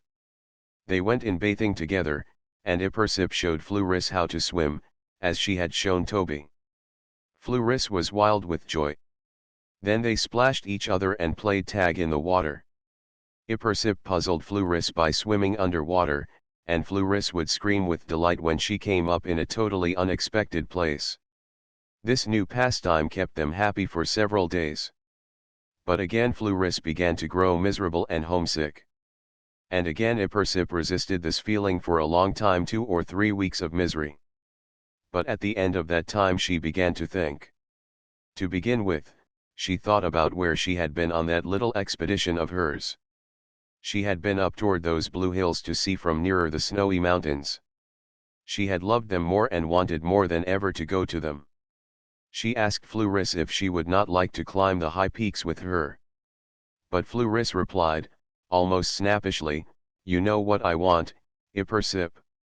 Of course this misery weighed down Ipersip's mind frightfully. She was very uncomfortable. And then she began to think that after all she would want to be alone when she went amongst the mountains. Fluris would be all right if she were happy, perhaps, but a miserable companion would be unendurable. Perhaps she had made a mistake in taking Fluris away. Maybe it was true that they had to go in different directions, that she herself could not live at home, and that her little sister could not live elsewhere. And even in Ipersip's untamed heart there was a bit of pity.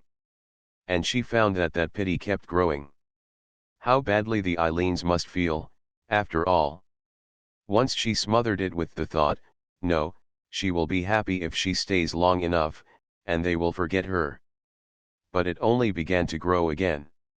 Up to this unhappy time in Fluris's flowers had not withered or drooped, in this they were like those of Ipersip. But now Ipersip noticed that for some peculiar reason hers only stayed fresh and sweet. And then she thought again about the mountains and about those poor wasted flowers, and the pity grew and grew.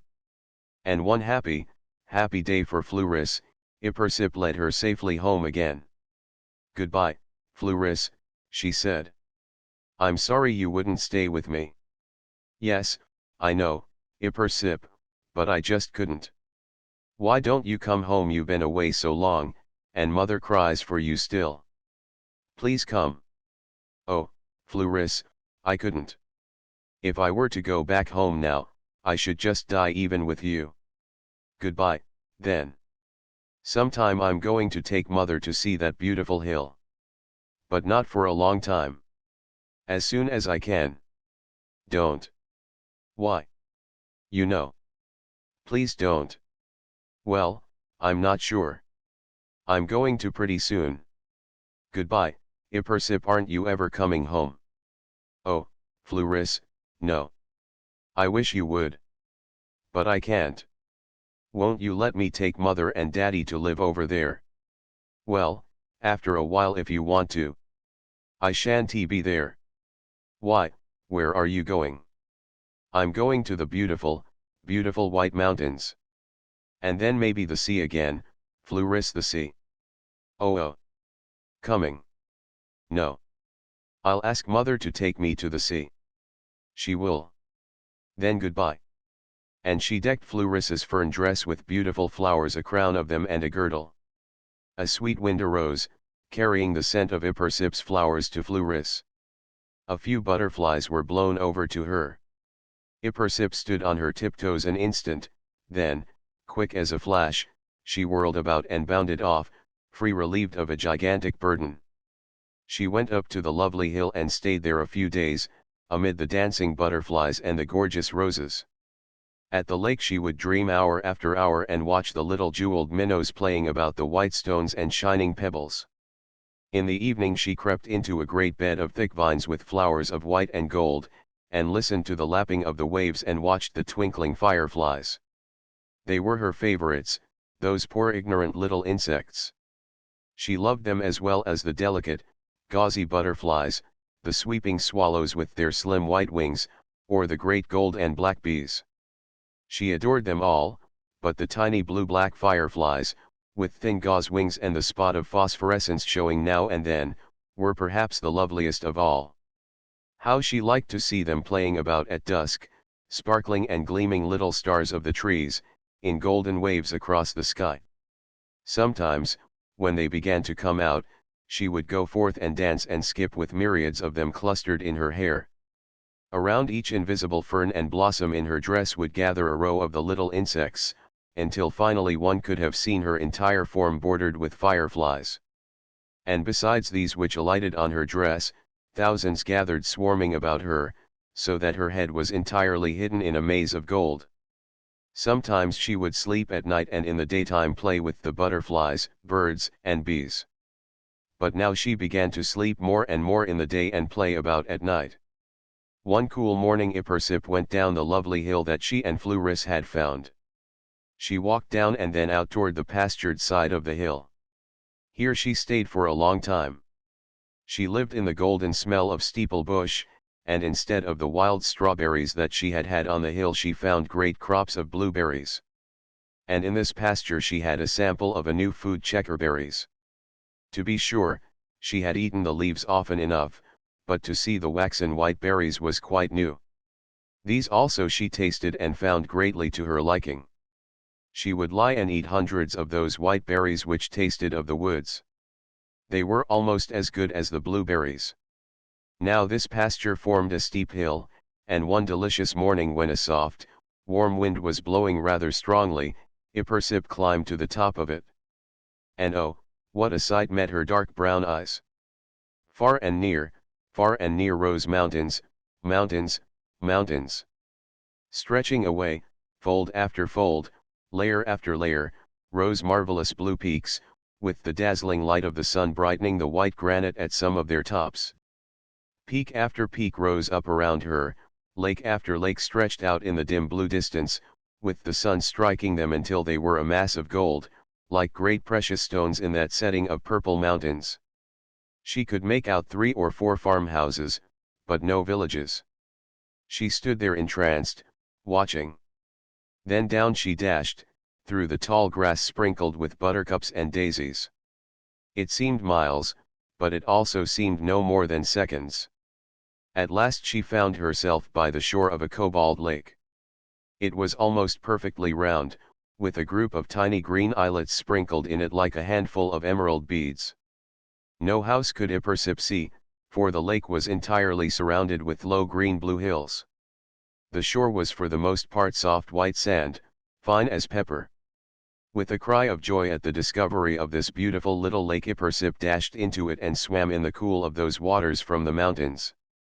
And then she saw, playing up and down in the shallow water just off one of those many beaches, a shoal of slim fishes.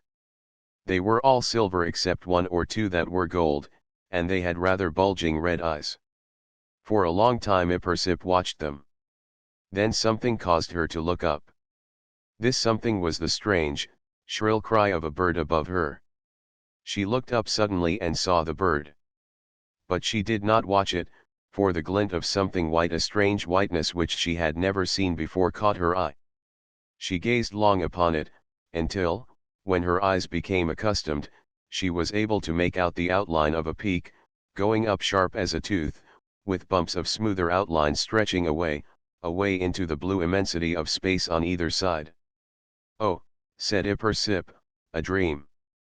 Oh, what a beautiful dream. But I feel so wide awake."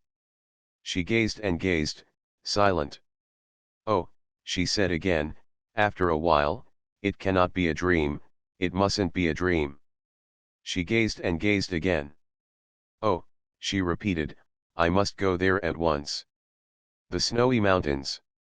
She plunged into the beautiful, icy lake and swam across it with never a thought of the beauty in the green depths around her. Her eyes were fixed upon that one thing only. Soon she reached the opposite shore, consisting only of thick woods. Her heart, that heart beautiful, yet with a certain sense of childlikeness in it which had never left her, was mad for a glimpse of those mountains. It was then that she felt as if there were a great bird in her, pulling her, hauling her forward, regardless of the thorns and nettles which tore her delicate dress of ferns and blossoms. At last she got through the forest and found herself in an open meadow, with the wondrous mountain before her and warm rain falling gently. She saw a farmhouse, and as she went along the simple peasant farmer saw her and muttered to his wife, "Look there, Mary." Mary looked, and then she said, God hath taken this child into his care, ignorance demands mercy." A moment of intense thought. She gazed and gazed, bewitched. Then she gave, or tried to give, a little laugh. It did not sound. "Oh," she tried to say, "how queer I feel. I believe I never felt so queer." And indeed she did feel queer. For she felt the feeling of speaking to her heart. She was talking, it seemed to her, loudly, but when, even in the midst of her talk, she listened, nothing sounded. After a few seconds, it seemed, she ran on, leaping through the wet. Raindrops gathered on the ferns and the flowers of her dress, outlining them with the pearly water. She looked like a rain fairy. Hour after hour passed, and she went like the wind itself, yet she did not tire. At last she found herself near the foot of that wondrous mountain, shimmering with snow fields, cold white against a deepening night sky. That night a bird of modest wood color, with speckled breast, sang of moonlight, and, rippling faintly, softly, came echoes from his silver-tongued mate. They sang, and they answered, and the moonfrost-tipped pines were quiet, and clouds floated near, snowy palaces of silence. Spellbound, Ipersip was borne away to fairy kingdoms where she danced and where birds sang the only melody in the world. The next morning the sun came out and shone through every raindrop in splendid crimsons and purple greens. Ipersip looked about her and discovered a little plant with a peculiar flower of white and crimson.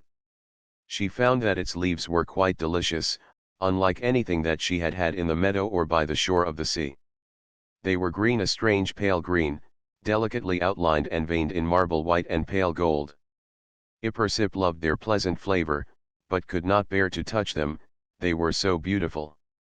Then she looked up and beheld the strange rough outline of the mountain, and far in the distance, almost on the top, was a great snow field, on which the sun shone directly, covering it incredibly with brilliant tints and shades of gold. And, oh, the bright green foliage, shining in the dear golden light. "Fairyland," whispered Ipersip. "I loved the meadow, I loved the sea more, but even before I am really in the mountains, I love them the best of all." Then, after a pause, she added, "That snow field of gold, these heavenly little flowers, oh, such beauty." After a few more moments of breathless gazing upon everything, she started up the mountain. The first few hundred yards she followed a faintly marked trail which led through dense woods, over great boulders covered with dark green moss. Occasionally a little rushing brook trickled across her path. For quite a way Ipersip kept climbing over the huge boulders, and the path was very mossy. After a while it began to grow fainter and harder to follow, and at last it was shut off entirely by the thick bushes and trees which surrounded it. Here she sat down to rest and to think a while. She looked about and came upon a bubbling spring, at which she drank. No water she had ever found was like this. It tasted of the strong, delicious mountain air. She drank deeply, and, when she had quenched her thirst, continued her way. Here flowers which made her think of foam at sea, white, star-like, with silver-tipped petals twined themselves among the trees, mingled with wild roses, dawn flowers of deep pink or sun-bright yellow. Strange orchids grew about, many of them pure white and fringed like fluffy clouds. One had green blossoms with long whitish spurs, mystic flowers on tall spikes with two smooth leaves. Yellow lady slippers made her think of butterflies with folded wings, or of the sun peeping out from dark clouds. But the loveliest of all were pink orchids, hosts of them with more deeply tinted lips fringed like fairies' fingers, hosts of them on slender stems, each stem a dawn sprite's wand. Like the dawn I saw once, she thought, when snow-pink fringy flowers wreathed the sky. The sun was pleased and smiled. I danced for him, and the bobolinks and skylarks greeted him with song. There were tall flowers, too, pink silk beneath white tissue, with very dark and curious leaves up the stalks among the blossoms. Butterflies were playing like sun rays, winging softly from flower to flower. And as she went on she passed through forests of thick bushes and poisonous thorns, open pine groves, and great pastures smelling of hay-scented ferns and budding steeple bush. All the time the path, or rather the easiest way through the thick bushes, had been fairly level, but now it began to shoot up steeply, and it was all Ippersip could do to keep herself from sliding back in an avalanche of pebbles and stones. A bit of tough scrambling followed, and at last she broke out on a comparatively level piece of ground on one side of which was a deep ravine in which she heard a brook rushing and rippling. On the other side of the ravine was a peak of the mountain, crowned with snow and with the sun flashing upon it. Ippersip longed to see the brook, which, by the sound, she judged to be quite large. She was not actually afraid to go down over those steep walls of dirt and sand, but she was rather afraid that, once being down, she would not be able to get up again. So on she went, and it grew so steep that, even by digging her feet into every crevice and clutching the roots of the trees, which were getting much scarcer and more stunted, she could just manage to cling on. But at last a change came. She stood on that high peak, on which there were only bare rocks and a little snow, no roots or plants. On either side it went down, down, and it was getting late in the afternoon. She could see nothing to do. Still the highest peak was many miles ahead, and she knew that she could not make it in the remaining daylight. So she climbed warily down into a little crevice, where a few ferns and luscious mountain blueberries managed to grow. She ate a supper of these and of another hardy little berry which she found, then slept in peace till daybreak, her tired mind dreaming of strange things, of deep palaces at the bottom of the sea and snow palaces at the tops of the mountains, of fairies, nymphs, and elves. In the morning she breakfasted on the mountain blueberries again, and found, much to her delight, that they quenched her thirst almost as well as water. After her juicy breakfast she went on down for about a mile, then up again on sheer walls of rock, where there was not a sign of a plant of any kind. After a stretch of difficult climbing, snow again began to appear, as the slope became more level. Ippersip went down through a snug hollow in the rocks, where it was thick with small, scrubby trees and where very little snow had managed to penetrate the thick branches. Oh, but it was cold up here on these tremendous heights, the wind was keen and shrilly whistling. But, however cold, it was a mountain wind, an exhilarating mountain wind which made Ippersip leap into the air, leap and dance as on the meadow. Then, after she had rested a while under the welcome branches of the stunted firs and eaten tart mountain blueberries again, she went on, up out of the hollow and onto the solid rock covered a deep snow, into which she sank at every step. Another mile she trudged along, pulling herself through it. And still the mighty peak retreated before her, so that she could make no progress, or, at least, it seemed so. It seemed as far away and as faint in the snowy distance as from where she had been when the night had come on a dreaming peak caressed with fingers of mist. At last the ground went up abruptly again. However steep, Ippersip found it much easier, being there wasn't so much snow. It rose and rose, becoming more gradual, until she stood on another high peak, looking off over a tremendous range of mountains. Large flakes of snow were falling gently, so that she could not see much of these. She thought that she was now on the highest peak, and she sat down to wait for the snow to cease and give her a clear view.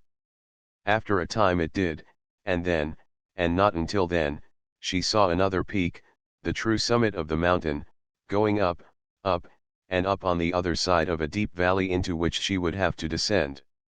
After sucking a few handfuls of the pure mountain snow, she set off with a light heart and a happy spirit, her feet falling fast through the light drifts. After a while she got down into the valley, and here she came upon a brooklet full of icicles, winding through the long ravine and dashing over the green slimy rocks in great cascades of rattling icicles and foam. Ippersip drank deeply, and was refreshed. Then, after resting a few moments, she went on, up that steep wall of snow and rock which would take her to the longed-for summit. Ippersip counted 16 brooklets rushing down over it, tarrying hundreds of icicles with their currents, foaming and dashing with spray and myriads of shiny iridescent bubbles. Across brook after brook she went, watching the colors change in the dazzling snowflakes. The sun was shining brilliantly now, making everything unimaginably beautiful in magnificent shades of ruby, copper, silver gold, emerald, and sapphire. Each snowflake seemed covered with an almost invisible layer of they sparkling gems. And once, when Ippersip sat down in a deep snowbank to watch and to rest, the sun happened to strike directly on one of the many brooklets that went dashing down the mountainside, making it a blinding ribbon of silver and gold. Occasionally Ippersip saw the blossoms of the beautiful Talatuna, with ruby-red leaves and blossoms of pale green and changing white. She thought that the leaves were all red, but when the wind flipped one over she saw that their backs were moon-white, pale but glistening. On she went, through the incredible beauty of the fairyland about her. "Oh," she murmured to herself, "how marvelous it is! Oh, fairies, fairies!" She whirled happily around. She had felt a few delicate touches on her shoulders, and at once the air was aflock with glistening snowflakes. Each fern in her dress was bordered with a row of the fairy things, and her autumn hair was crowned white. After a while a slight breeze sprang up and the big flakes whirled faster. The breeze rose and rose until it was a strong, cold wind, and she could not see a foot before her. The only thing to do was to wait for clear weather. But in that she was disappointed, for it was growing darker and darker, and at last she realized that night was coming on. So she lay down and ate a supper of snow, as it fell and fell. All night the snow whirled and whirled, and in the morning Ippersip was completely buried. It was a long, hard task to find her way out, or rather to push her way out, for almost as fast as the snow fell it froze into ice, so that there was on top of Ippersip a thick layer of ice. But just before she decided to give up and wait for warmer weather, she broke through. Out into the bright sunlight she came, and lo and behold! All the ferns on her dress, and the dainty blossoms, together with her hair, were covered with a layer of ice which shimmered and sparkled in the sun like jewels set in something brighter than the brightest gold. But as soon as she came out into the sun the ice began to melt and run off in all directions, and as she skipped and jumped about she was almost hidden in the shower of water drops which flew from her as she ran. And how beautiful, how fairy-like, she was! Each fern was covered with a thin layer of the melting ice, and the crown of pink blossoms around her curly hair was frozen likewise, their fair color persisting through the ice. Once in a while, when the sun touched her, she was a blaze of color of silver and gold, with here and there a splotch of brilliant red as the sun struck a red flower. After she had found that there was nothing to be eaten except snow, she sucked a few handfuls, flavored with the petals of the flowers which she wore. Then she went on, through paradises of silver, gold, and red, through deep hollows of shining green. Everything was something besides white, and the world that was in Ippersip's range of vision was fairyland. But, as she went on, clouds began to float in little white clouds. They grew thicker and thicker, until, before she had come near the highest peak, there was nothing but pearly mist scudding grey mist, curling into fantastic shapes as it rose. She could see nothing, and she sat down in the snow to wait. That night a gale came up, whistling and howling around the peaks, reminding Ippersip of that storm at sea.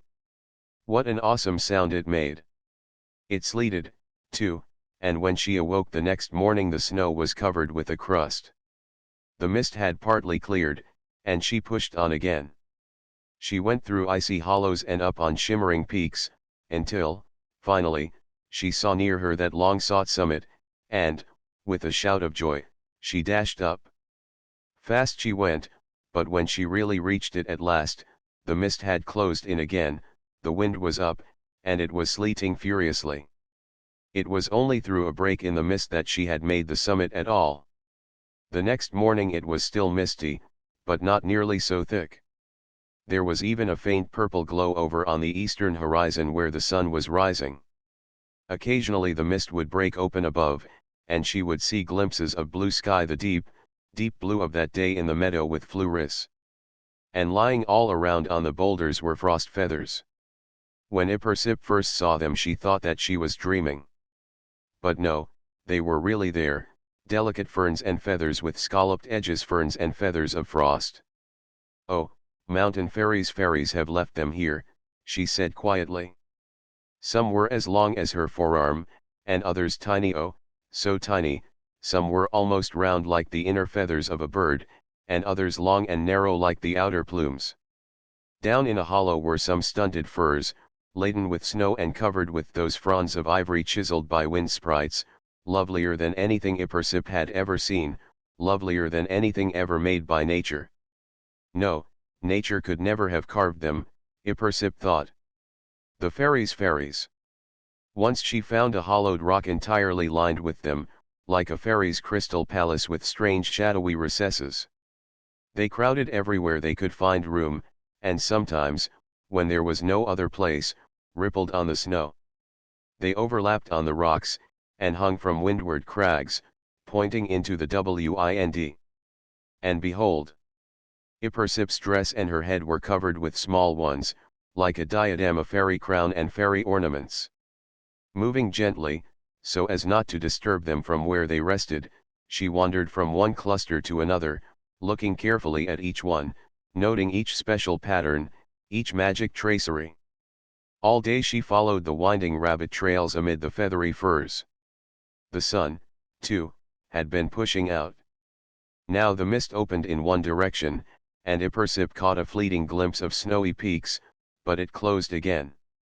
It opened a trifle longer in another direction, and Ipersip saw, way down below, first low blue-green foothills and lakes golden with the sun, then higher purple hills, melting into range after range of billowing mountains, and valley after valley filled with white clouds rapidly lifting. The mist shut in. Another direction opened in the same way, with hills fading into mountains, and far off on the horizon was another range of snow mountains, lying just under great white clouds. There were clouds hanging over the valleys too, and they cast strange shadows on the sunlit trees far below. When the mist shut in, the golden lake seemed to stay the longest, and after the mountains had entirely disappeared they could be seen as if hanging in midair, limpid pools of gold. And more sides opened, and more, the waits growing shorter in between, until, on a gust of mountain wind, the last of the mist went scudding away, vanished, and the sun broke out into the blue sky. The snow sparkled, the mountains sparkled, the lakes and rivers sparkled, the frost feathers sparkled, the air itself sparkled. And the mountains of the range that Ipersip was in, crowned with snow, gleamed like gold. Down on one side of the snowy peak dashed a great river, green and swirling, covered with clots of foam. Sometimes it would cascade over the rocks throwing up a fountain of spray, and sometimes it would slip over a smooth slide, then, whirling round and round in a rock basin, thunder down another great cliff in a shower of bubbles, rattling icicles and foam. It gnawed its way through a green hollow in the snow, and where it tunneled under the snow hanks it was overhung with long, gleaming icicles. Ipersip danced in the snow, among the frost feathers, all that day danced like a mountain sprite, leaping high, then running gracefully in a shower of water drops which flew from her as the frost feathers melted in the warmth of the sunlight.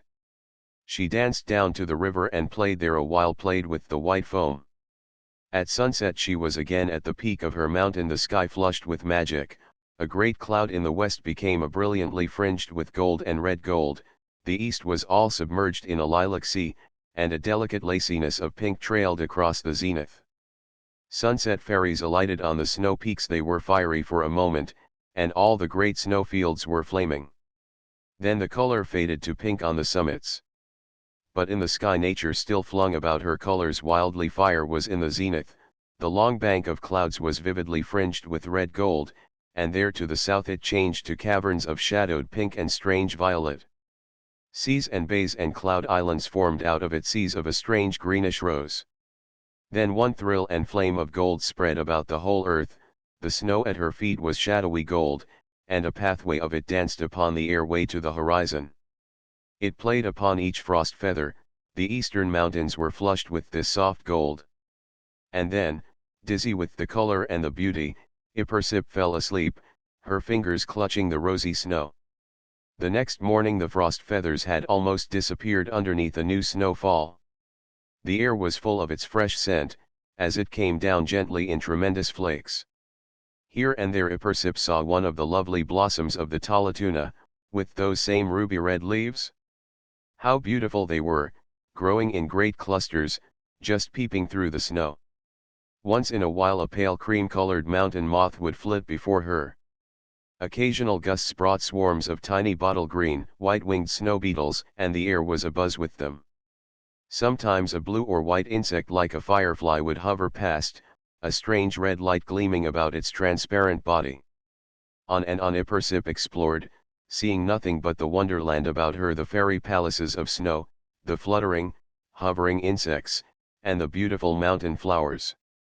Following the icy river down, she came sometimes to a great cascade of the green water, a cascade coming over one of those great cliffs, washing down the snow, throwing up fountains and clouds of spray in its furious descent. Sometimes it cut under the banks, making a green cave hung with icicles gleaming strangely. One of these had been made when the river was in flood. Now it was large enough for Ipersip to stand in, and, wading in water about up to her knees, she went back into its innermost recesses, where the roar of the stream was muffled. There were fish there, trout playing in the whirlpools and riding swiftly with the current. She found some odd bright stones and gleaming pebbles in this mysterious place, silent save for the deadened rush of water. Sometimes, again, the rushing brook took such steep course that Ipersip was forced to make a detour into the woods for a little way, through clumps of the firs, now growing less stunted, but hung with icicles which clicked together in the wind, sounding to Ipersip like fairy castanets. Even at this high altitude, she saw occasionally a white pine, each cluster of pale green needles laden with snow, tufts of snow which seemed to make little faces peering out from the tree. Bursts of happiness would overwhelm her now and then, and she would leap high and dart like some frightened deer or mountain nymph.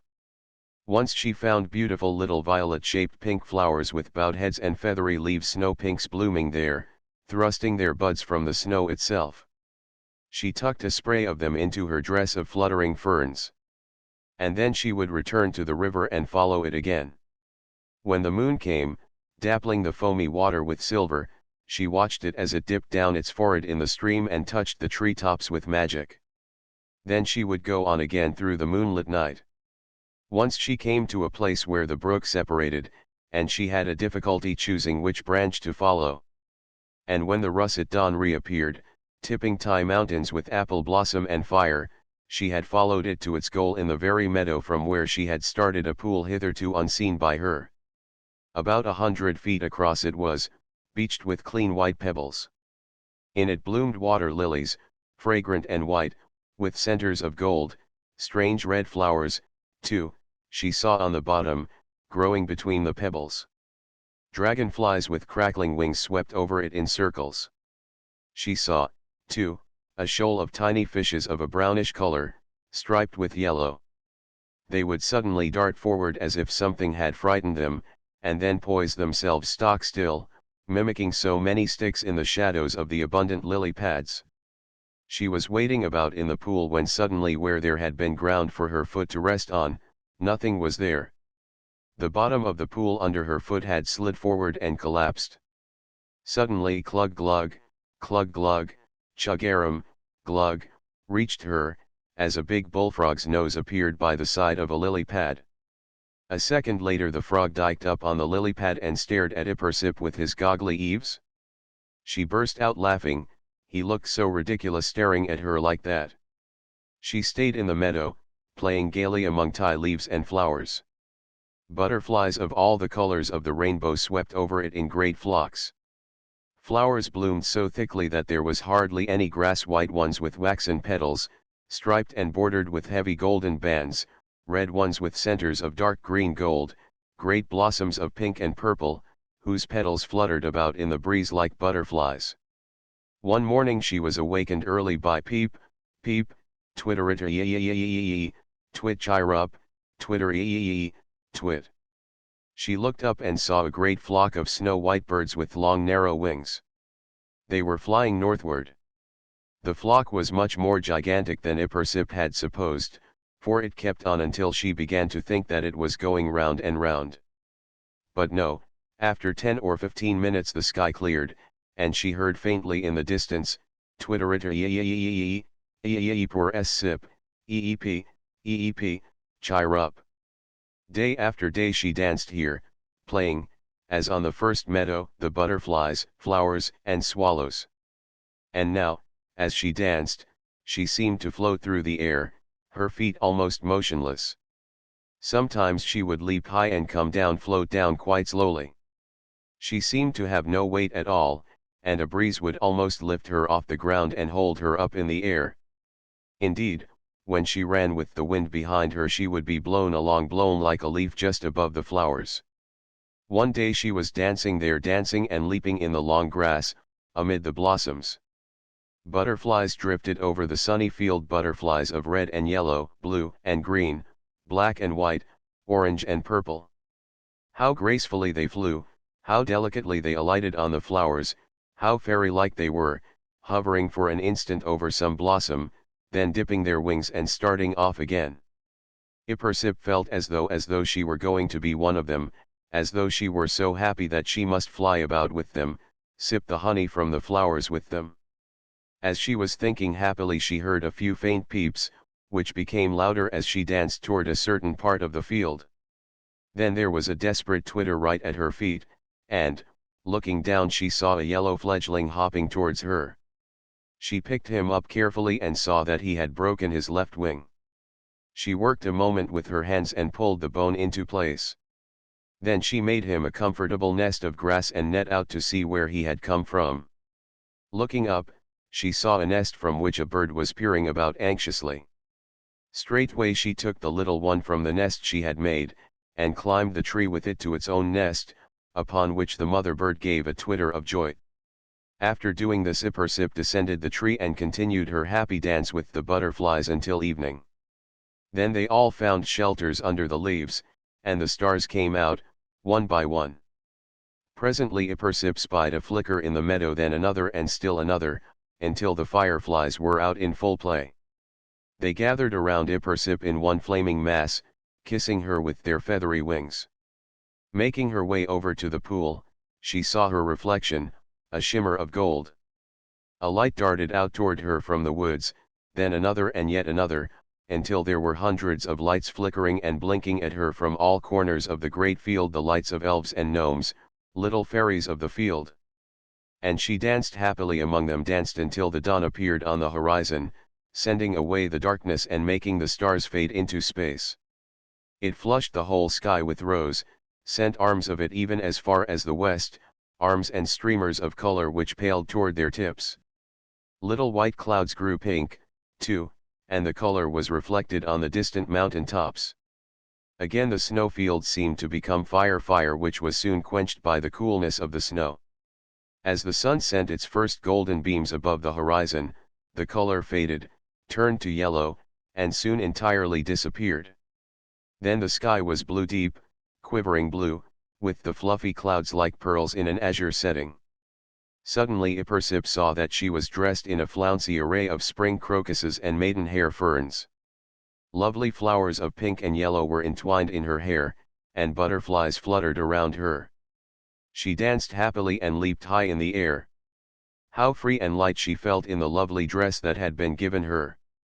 That day Ippersip was even happier than usual. She floated about, visiting each flower, each bush and tree. She played games with the butterflies, the games she had played on the old meadow, that first summer of her life in the house without windows. When she rested, she sat on top of a laurel bush, and not a twig bent beneath her. The slightest breeze blew her about, changed the direction of her dance. Butterfly after butterfly flew to her, flock after flock, as if they had some message to tell her, and after each visit she was happier than before.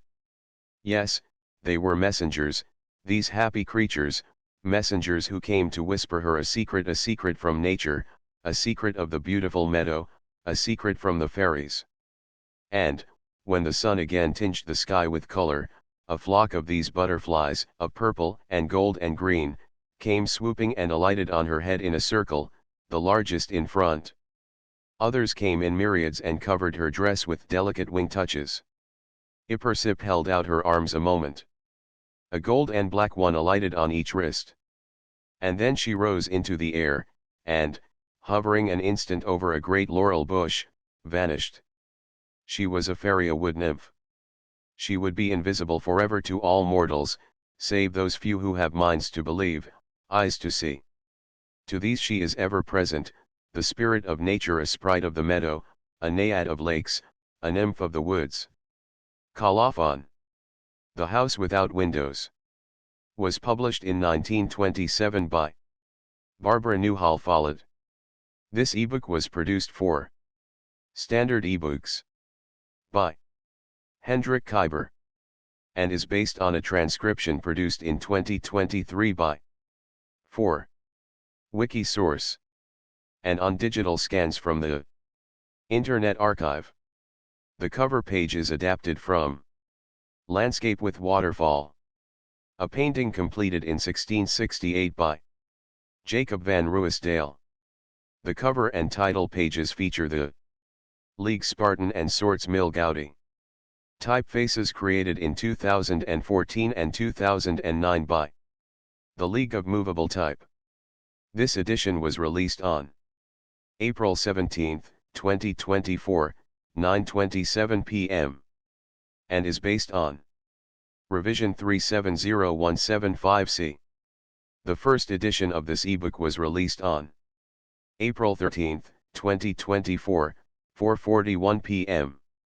You can check for updates to this ebook, view its revision history, or download it for different e-reading systems at standardebooks.org/ebook/barbara-newhall-follett/the-house-without-windows. The volunteer-driven Standard eBooks project relies on readers like you to submit typos, corrections, and other improvements. Anyone can contribute at standardebooks.org. 4. My two playmates, JH and SWF. Endnotes. The cordery berry grows during the winter and is at its best at New Year. The seeds have sweet meats. The berries are bright red, and the seeds dark purple, running over inside with sweet juice which keeps the kernel moist. Right arrow curving left.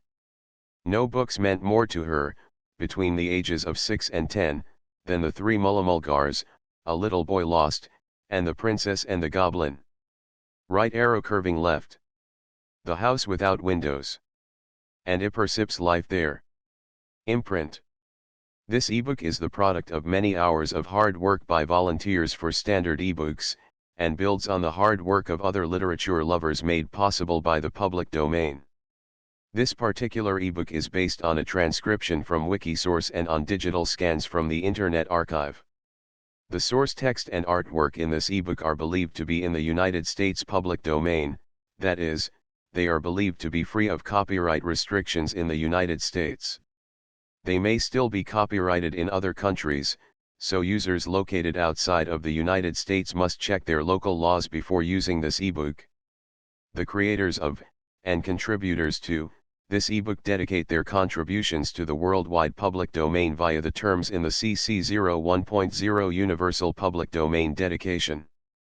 For full license information, see the uncopyright at the end of this ebook.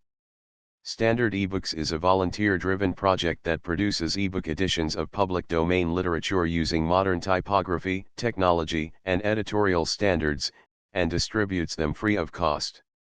You can download this and other ebooks carefully produced for true book lovers at standardebooks.org. The House Without Windows. By Barbara Newhall Follett. Uncopyright. May you do good and not evil. May you find forgiveness for yourself and forgive others. May you share freely, never taking more than you give. Copyright pages exist to tell you that you can't do something. Unlike them, this uncopyright page exists to tell you that the writing and artwork in this ebook are believed to be in the United States public domain, that is, they are believed to be free of copyright restrictions in the United States. The United States public domain represents our collective cultural heritage, and items in it are free for anyone in the United States to do almost anything at all with, without having to get permission. Copyright laws are different all over the world, and the source text or artwork in this ebook may still be copyrighted in other countries. If you're not located in the United States, you must check your local laws before using this ebook. Standard eBooks makes no representations regarding the copyright status of the source text or artwork in this ebook in any country other than the United States. Non-authorship activities performed on items that are in the public domain, so-called sweat of the brow work, don't create a new copyright.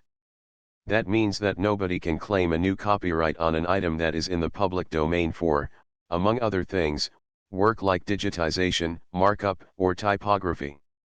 Regardless, the contributors to this ebook release their contributions under the terms in the CC 01.0 Universal Public Domain Dedication, thus dedicating to the worldwide public domain all of the work they've done on this ebook, including but not limited to metadata, the title page, imprint, colophon, this uncopyright, and any changes or enhancements to, or markup on, the original text and artwork. This dedication doesn't change the copyright status of the source text or artwork. We make this dedication in the interest of enriching our global cultural heritage, to promote free and libre culture around the world, and to give back to the unrestricted culture that has given all of us so much. Table of Contents. Title page. Imprint. Dedication. The House Without Windows. I. The meadow. 2. The sea. 3. The mountains. Historical note. Endnotes. Colophon. Uncopyright. Landmarks. The House Without Windows. Endnotes.